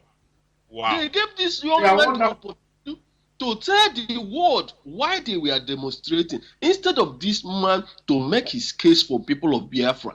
And he opened his mouth to tell those people in Japan, I want to tell you that the president is a pedophile, he's a rapist, in fact, he's a terrorist. What sort of nonsense is that? I think, and that is the way most of them behave in different parts of the world. No, Going around disgracing Biafra activists. Is that how to get Biafra? I think at this juncture, that video should be secured. It's very important. Continue. You are correct. It is important so that we can also use it as educational material. Yes. So what we have to do is to please educate our people. There is no need to adopt ad hominem when you are addressing your problem. Tell the world your problem. Let them know how we have been marginalized. Let them also our oppression, how we have been oppressed. How we have been oppressed. That even with that oppression, that independence is also a national pride. And the human right as well. Yes, the Scottish people were not really oppressed. They wanted their national identity. It's a national pride. So it is not even a shame to say, in fact, even if we are not oppressed, we just wanted our flag. We just wanted our territory. We just wanted to make decisions of what happened to us. We want to control our education system, our health system. We want to use the money we have to improve our health system, train our doctors, our engineers, not to fight terrorists, not to waste it on meaningless projects, not to waste it to pay people who call themselves legislators, that we want to carve out our own territory and evolve our technology and other things. Let people understand that. So what we need is education. Let us tell people that you don't need to go there and preach hate, that we do not want to secede because we hate our Safonani or Yorubas, but we want to secede out of love because we are incompatible. Let people spread this message, and let us call all these our brothers that are disgracing us in everywhere. Let them be educated. Many of them say, I don't know the kind of school they graduated from, because some of them claim to be doctors, some of them claim to be engineers and lawyers, but the way they address this issue is quite disgraceful. So then the issue of referendum. The issue of referendum boils down to what I said before. Without a de facto government on ground, there will be nobody that the UN will say, okay, we are coming to meet you people to conduct a referendum. UN cannot tell Owazirike, we are coming to meet you to conduct a referendum. UN cannot tell Nandekan, we are coming to meet you to conduct a referendum.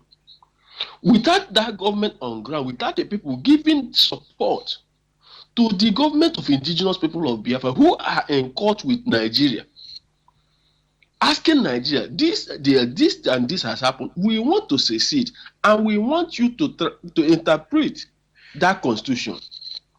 They are the people that UN want to win. But with that support, if we fail to support them, that government is nothing. Because without the support of the people, there is no power.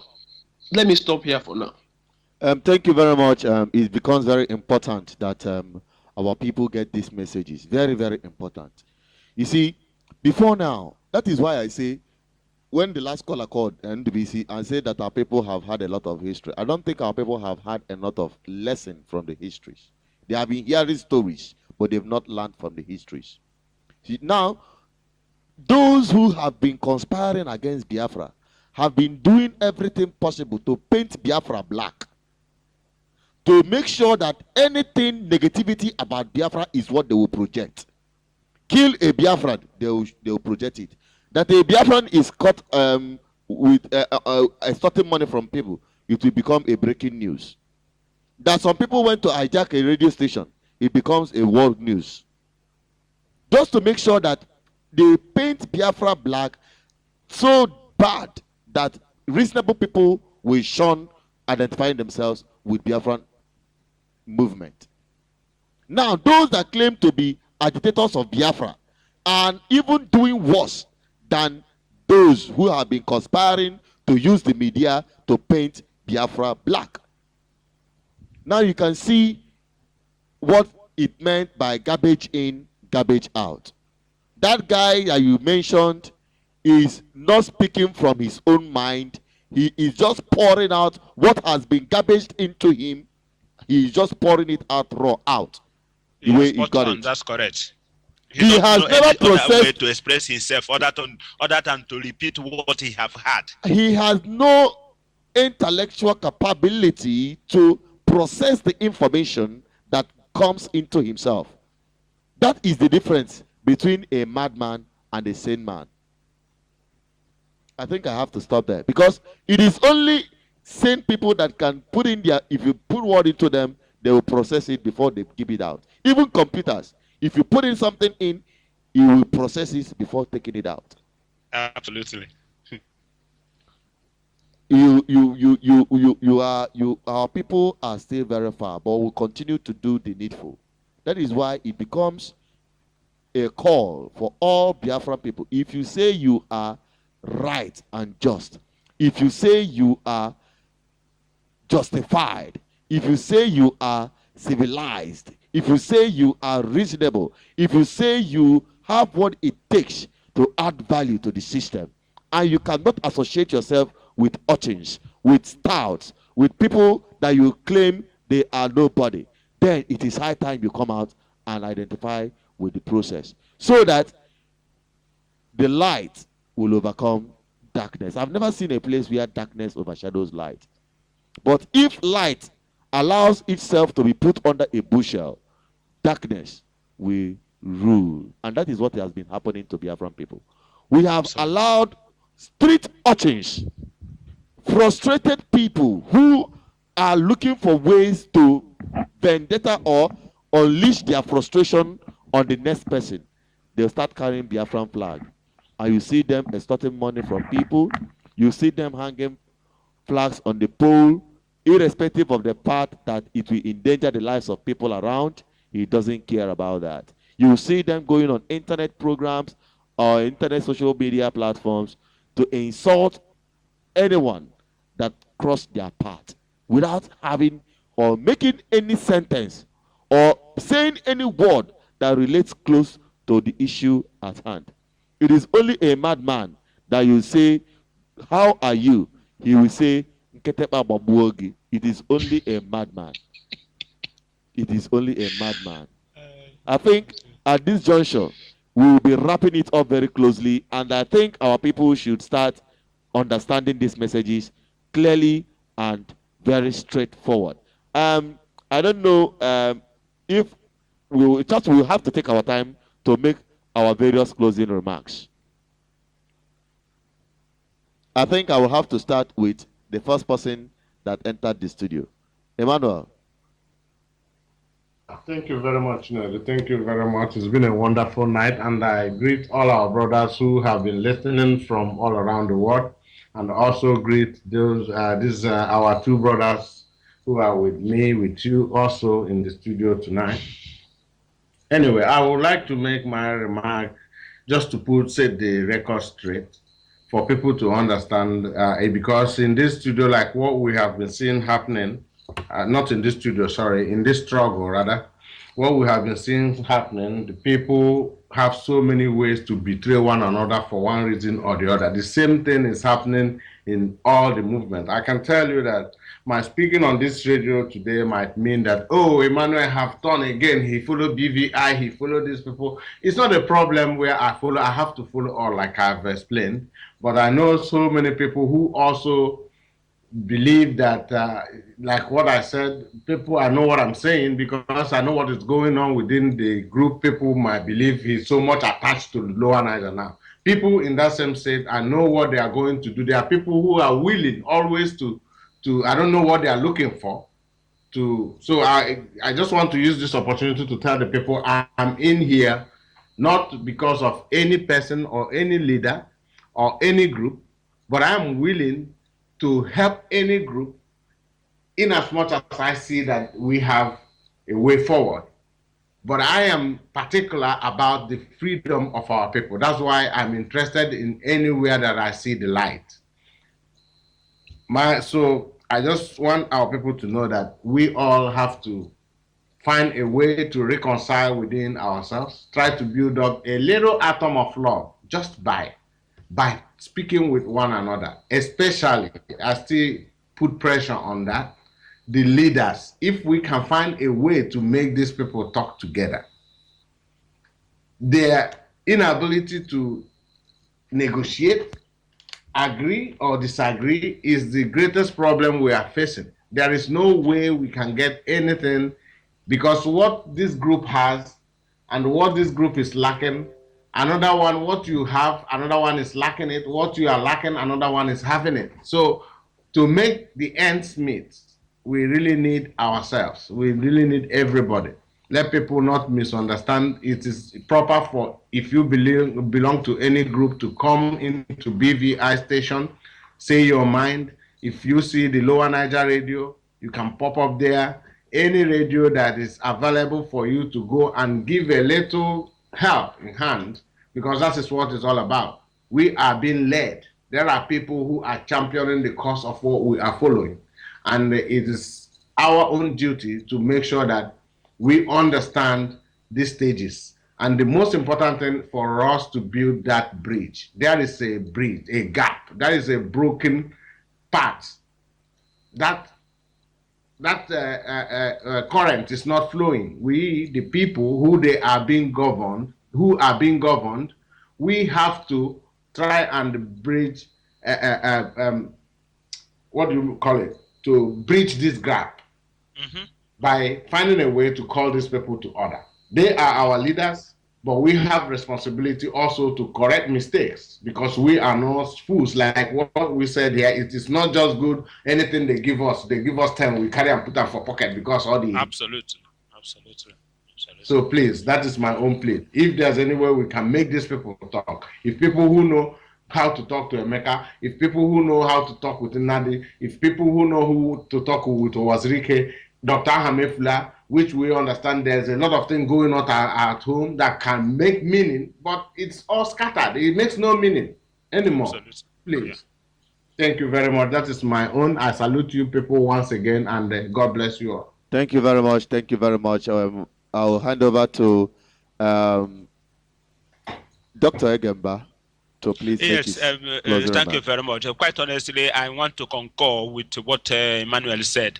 And let me add, I support what he said 100%, and want to even go further by saying, if as an individual, it is within my power, I will give these various leaders ultimatum. We meet up, talk among yourselves, find out. In fact, I will knock their head together, invite them all, put them in one room, lock door, and throw away put enough food there, put enough drink in a house. Make sure put enough food, put enough water, enough this in, let there be running toilet and everything. Lock door, lock all openings. I mean, well, of course, give them, seal it so that they will not jump out, but to give them, what do you call it, air to come in. Give them, and give them ultimatum, unless and until you agree that you will be henceforth work together for this project, nobody will come out. When you have agreed, just as the Pope, you know, when how they give sign to show that a Pope has been elected, then you give up a sign, or you call or say, yes, this give us a written undertaking that all of you have signed, that you are going to henceforth work together, or else you people will be there, even if it will be going to take 1 week or 2 weeks or 1 month until you people have come to your senses. I will do that. Or you name them and shame them, or ban them from speaking for Biafran people. It is high time we adopt radical measures, because, as I said, these are people who call him Biafra, Biafra, Biafra, Biafra, Biafra, Biafra, Biafra, Biafra, but they are not doing what it takes to make Biafra happen. Then why are you calling? Like in the Bible, they said, I won't nan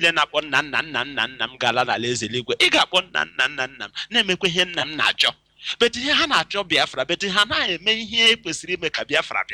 So that's what I want to say. But the time will come when, again, if we have a very strong institution on the ground, it is that institution that will do it. The customary government will meet and take a decision. A customary government that reflects the Biafran and Biafran institutions and Biafran organizations and Biafran nations and nationalities. They will meet. The Council of Elders, or the customary government of Biafran people, representing all nook and corner of Biafra, they have met and they agreed on so and so, a sort of edit or a decree or an order, so that anybody who is speaking for the name of Biafra or working for Biafra must do A, B, C, D, E, F. Also, if you don't satisfy this criteria, you are hereby forbidden to speak for the Biafran people. Then something will start to happen. I think it is high time we either suggest that or get them to act on that on that way, so that we will, if they cannot do it by consensus by themselves, then we will have to do it by gentle compulsion. That's what I want to add there. And to having said that, and to say that wherever you are, whatever you are doing, if you really want Biafra, as not only our leaders are as good as the people they are leading.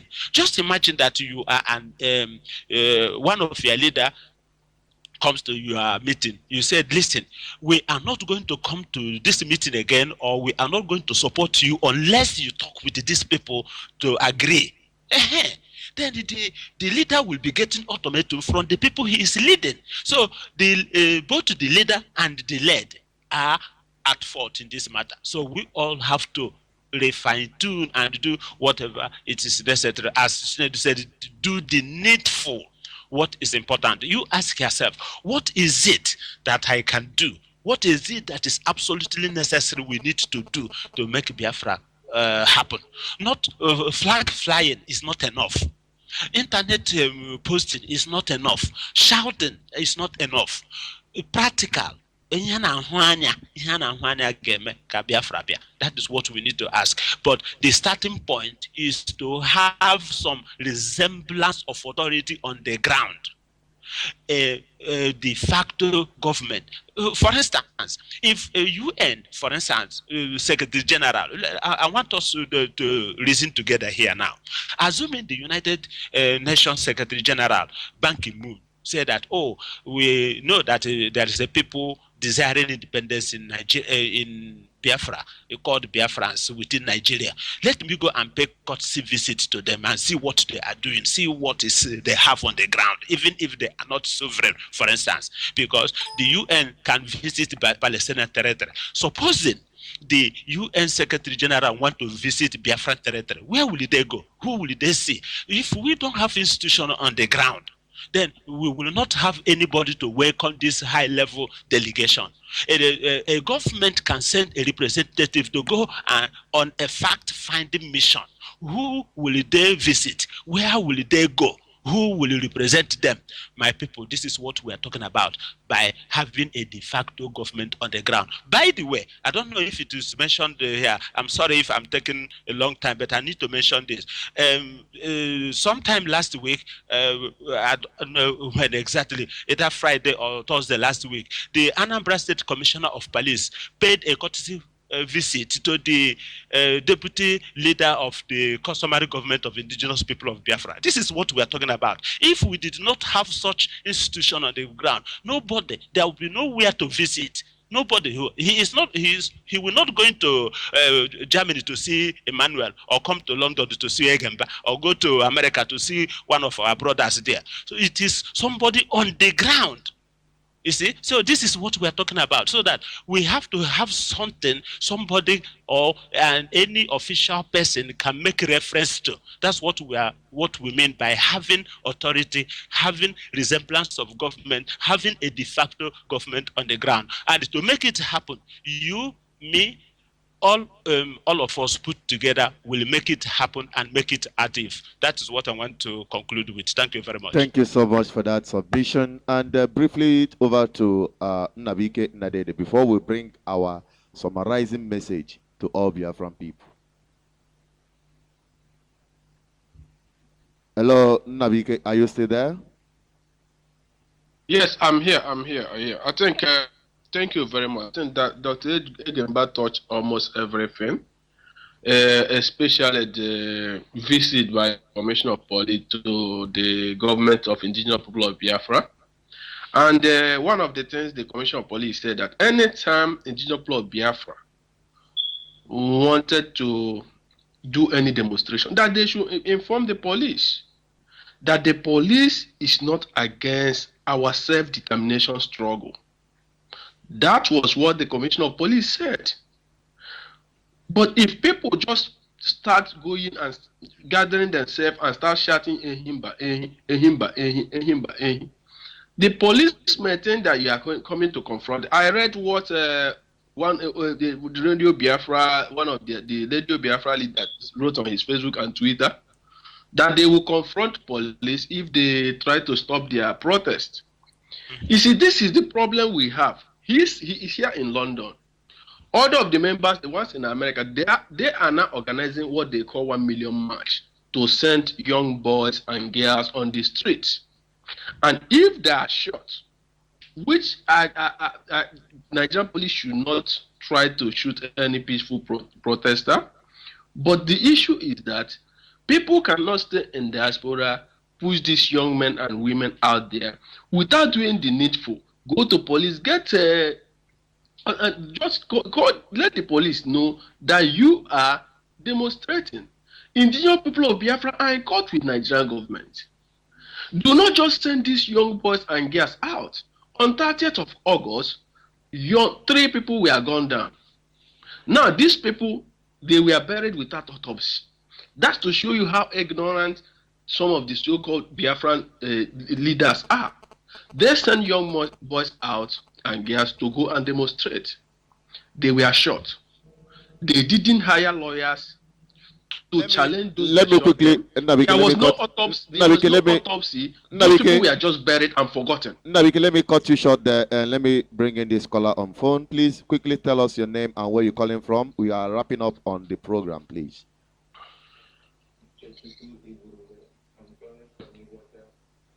Okay, Uchechukwu, we are calling the voice of Biafra BVI Channel 1. What is your submission to the activity of the voice of Biafra tonight? We are talking about the history of Biafran people, the Biafran people learning from our history, and our right to self-determination under the customary government of indigenous people of Biafra.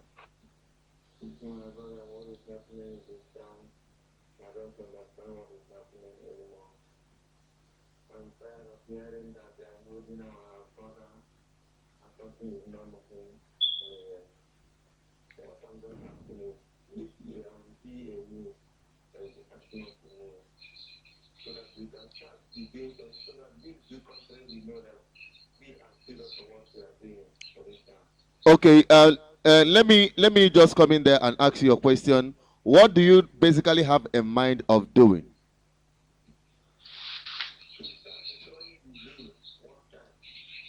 From where do you want to start the destruction?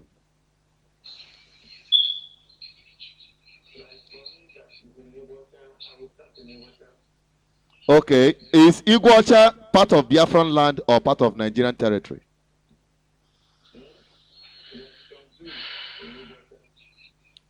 Okay, there are some zoos in Iguacha. Okay, you want to start destroying properties. Do you want to start destroying properties or you want to start killing people? And who do you want to start killing?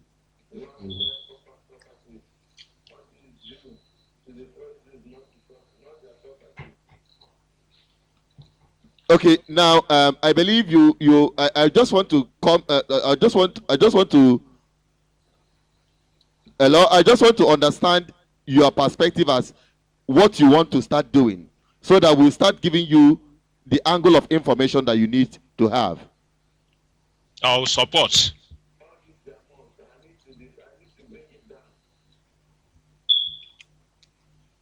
Go ahead, please. You have the floor. The Biafran people all over the world can hear you. Please continue. The world can hear you. Biafrans all over the world and the world can hear at large. You said you want action. You want to start doing things. You want to start destroying things. You want to start killing things. The world would like to understand what exactly you want to do.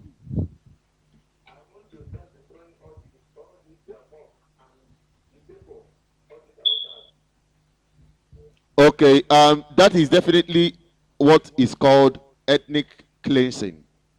And that is what is called ethnic cleansing or genocide. And Biafran people are not genocidal people. Though we want our freedom, though we want our self-determination, our self-determination will not come by killing Hausa people on the street. They are not the one holding Biafra. They are not the one keeping Biafra down. The people that are keeping Biafra down are Biafran people, because we have not been doing the right thing. We have a clear-cut means of getting our freedom, but we choose to do it the other way around. There is a provision of law that says that you have the right to be free, and we need to engage that law and invoke that law and be free, instead of going about destroying things and killing people unnecessarily.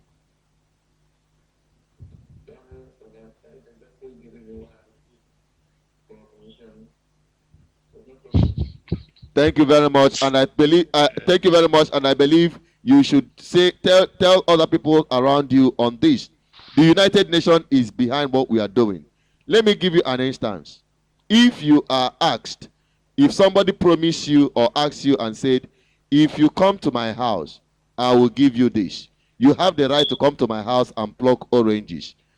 And when you are coming, there is a gate, a door that leads into that house.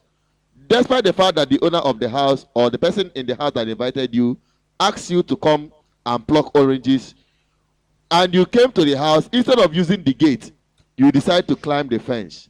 And in the process, the gate man shuts you down. Who will you blame?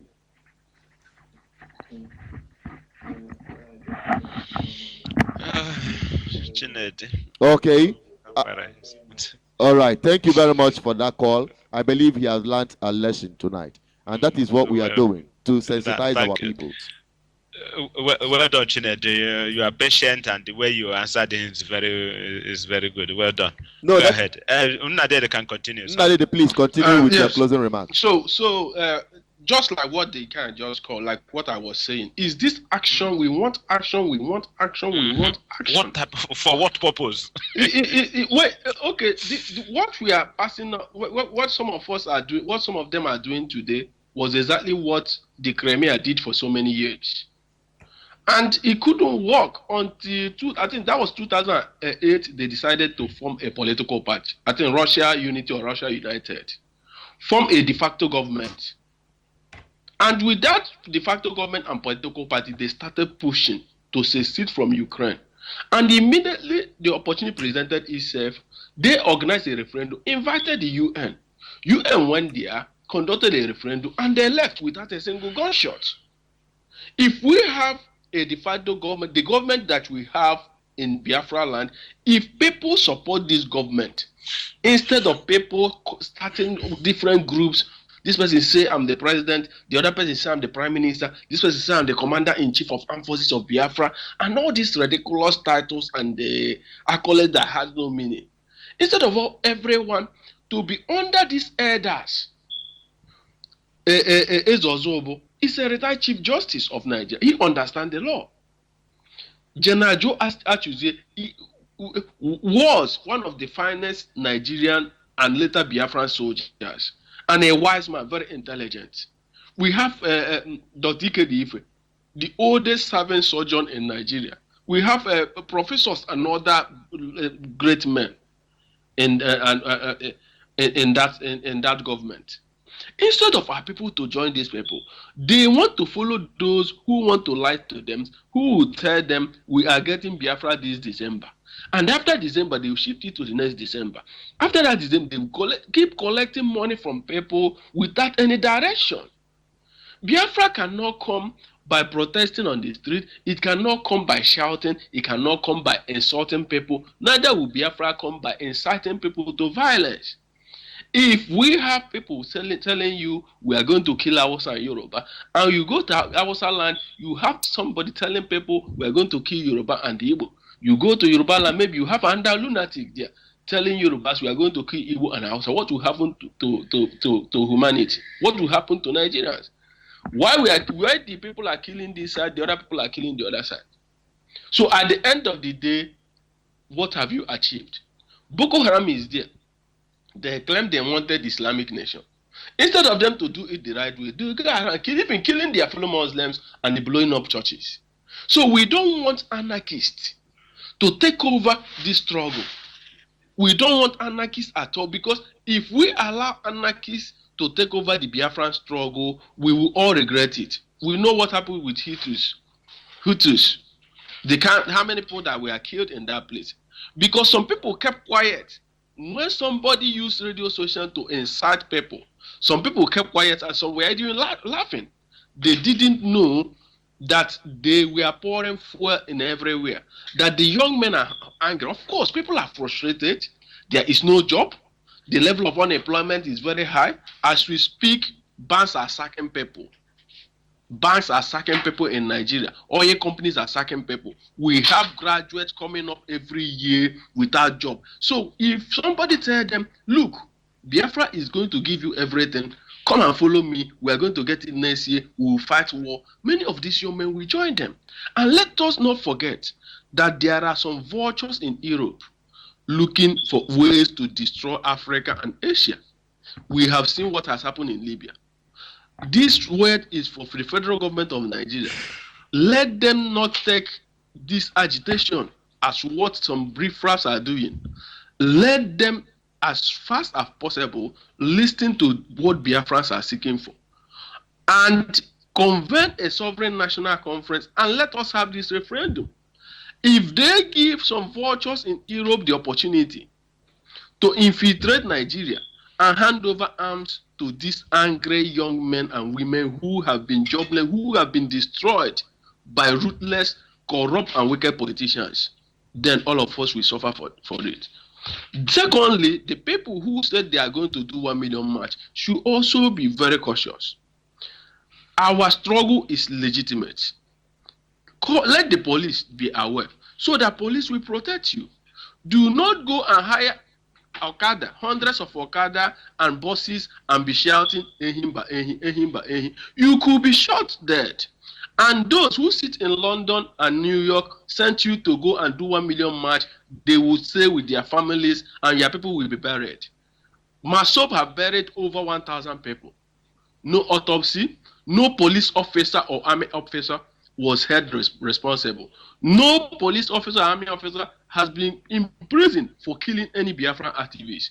Now, and that young man have sent people out, 30th of August, they shot 3 dead. They were buried without autopsy. Those that shot them, whether naval officers or police officers, nobody took them to court and they are not held responsible. The implication is simple, that they will continue to kill you and you will not hold them responsible. So what happened?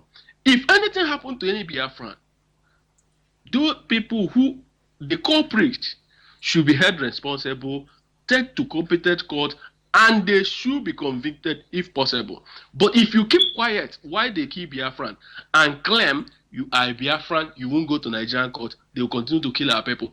And that was the reason the elders took over the struggle, so that they will stop this meaningless death.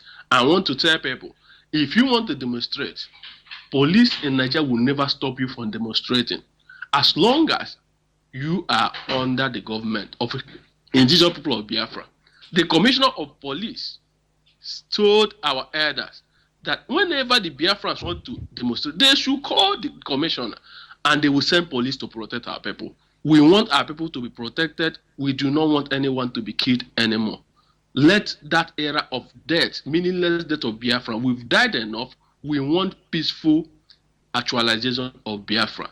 Thank you very much. Thank you so And good much. night. Thank you so much for that elusive. Every time you speak so much with so much wisdom. Thank you for that. And before we wrap it up on today's edition, don't forget that you are still listening to the Voice of Biafra live transmission, coming to you all the way from Biafran land. And we are always up on live transmission from 9 p.m. Biafran time. Now, before we wrap it up, let us listen to the procedures of how some countries gain their independence. Please listen attentively. I will summarize from there. As we speak, pro-Russian separatists are trying to secede from Ukraine. The Kurdish regional government is trying to secede from Iraq. And Scotland has a vote scheduled in September that may result in their seceding from the UK. Secession is in the air, and it brings up an important question.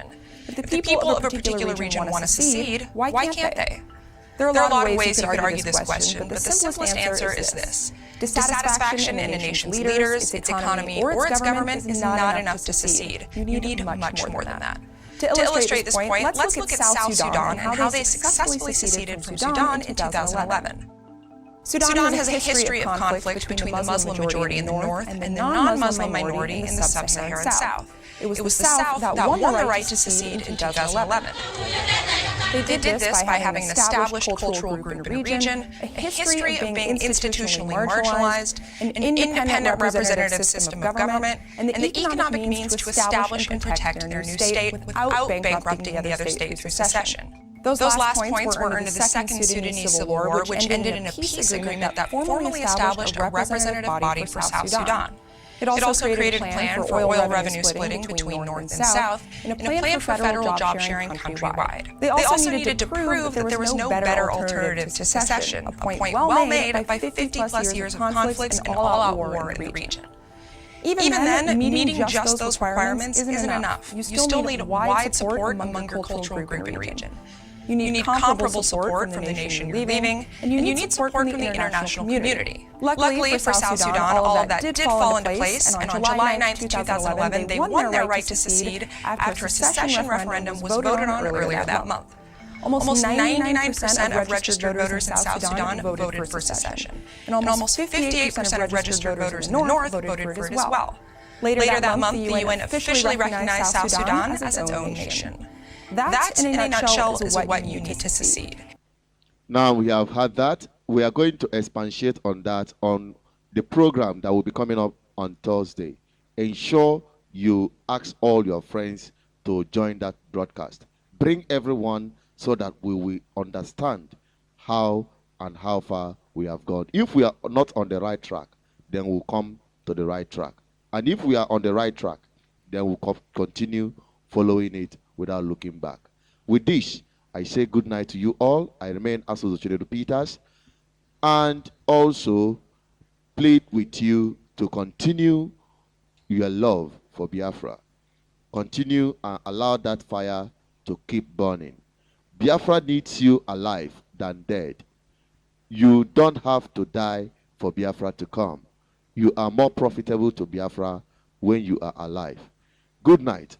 And may God bless you all and fellow Biafrans listening all over the world. May God keep our faith alive.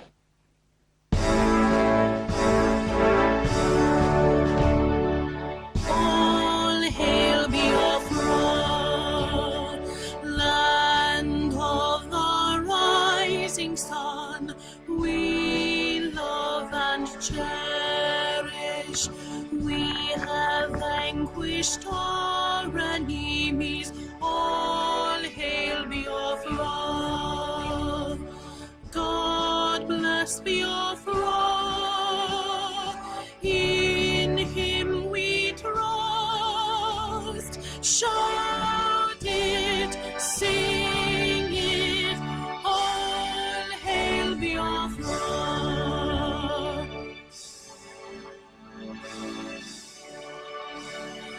God bless Biafra. We have emerged triumphant from all our foes. Through the crucible unscathed, we passed victorious. Our trumpets pealing, the glorious song, play it, sing it, all hail Biafra.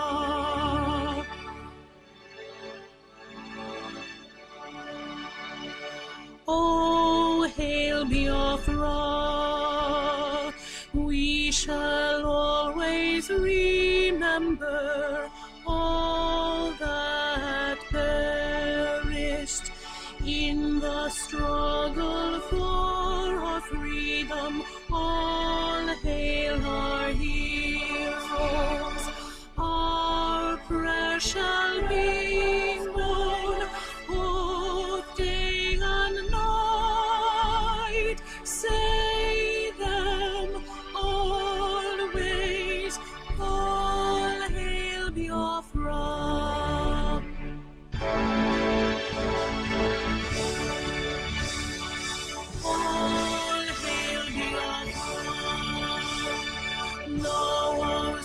shines everywhere. We crave humility. God guide and protect us all. All hail your wisdom, shielding us from fury, unleashed by your enlightenment. Biafra.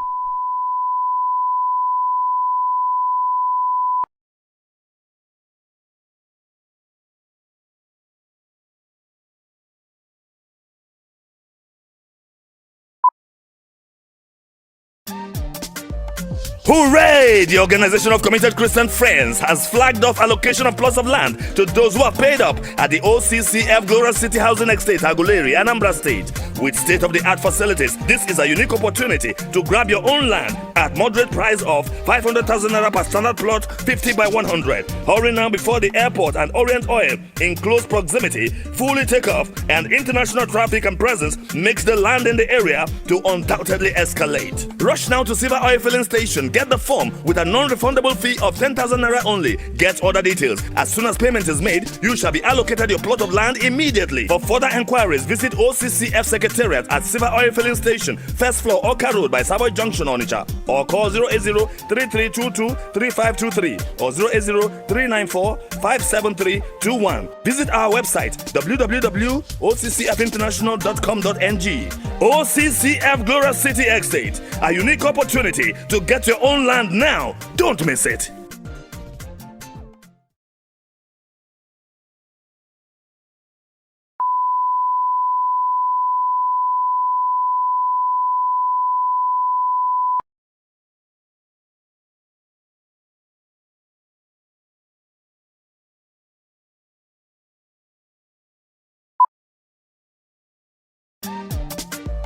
Hooray! The Organization of Committed Christian Friends has flagged off allocation of plots of land to those who have paid up at the OCCF Glorious City Housing Estate, Aguleri, Anambra State. With state-of-the-art facilities, this is a unique opportunity to grab your own land at moderate price of 500,000 naira per standard plot, 50 by 100. Hurry now before the airport and Orient Oil in close proximity fully take off, and international traffic and presence makes the land in the area to undoubtedly escalate. Rush now to Silver Oil Filling Station. Get the form with a non-refundable fee of 10,000 naira only. Get other details. As soon as payment is made, you shall be allocated your plot of land immediately. For further enquiries, visit OCCF Secretariat at Silver Oil Filling Station, first floor, Oka Road by Savoy Junction, Onitsha, or call 080-3322-3523 or 080-394-57321. Visit our website www.occfinternational.com.ng. OCCF Glorious City Estate, a unique opportunity to get your own land now. Don't miss it.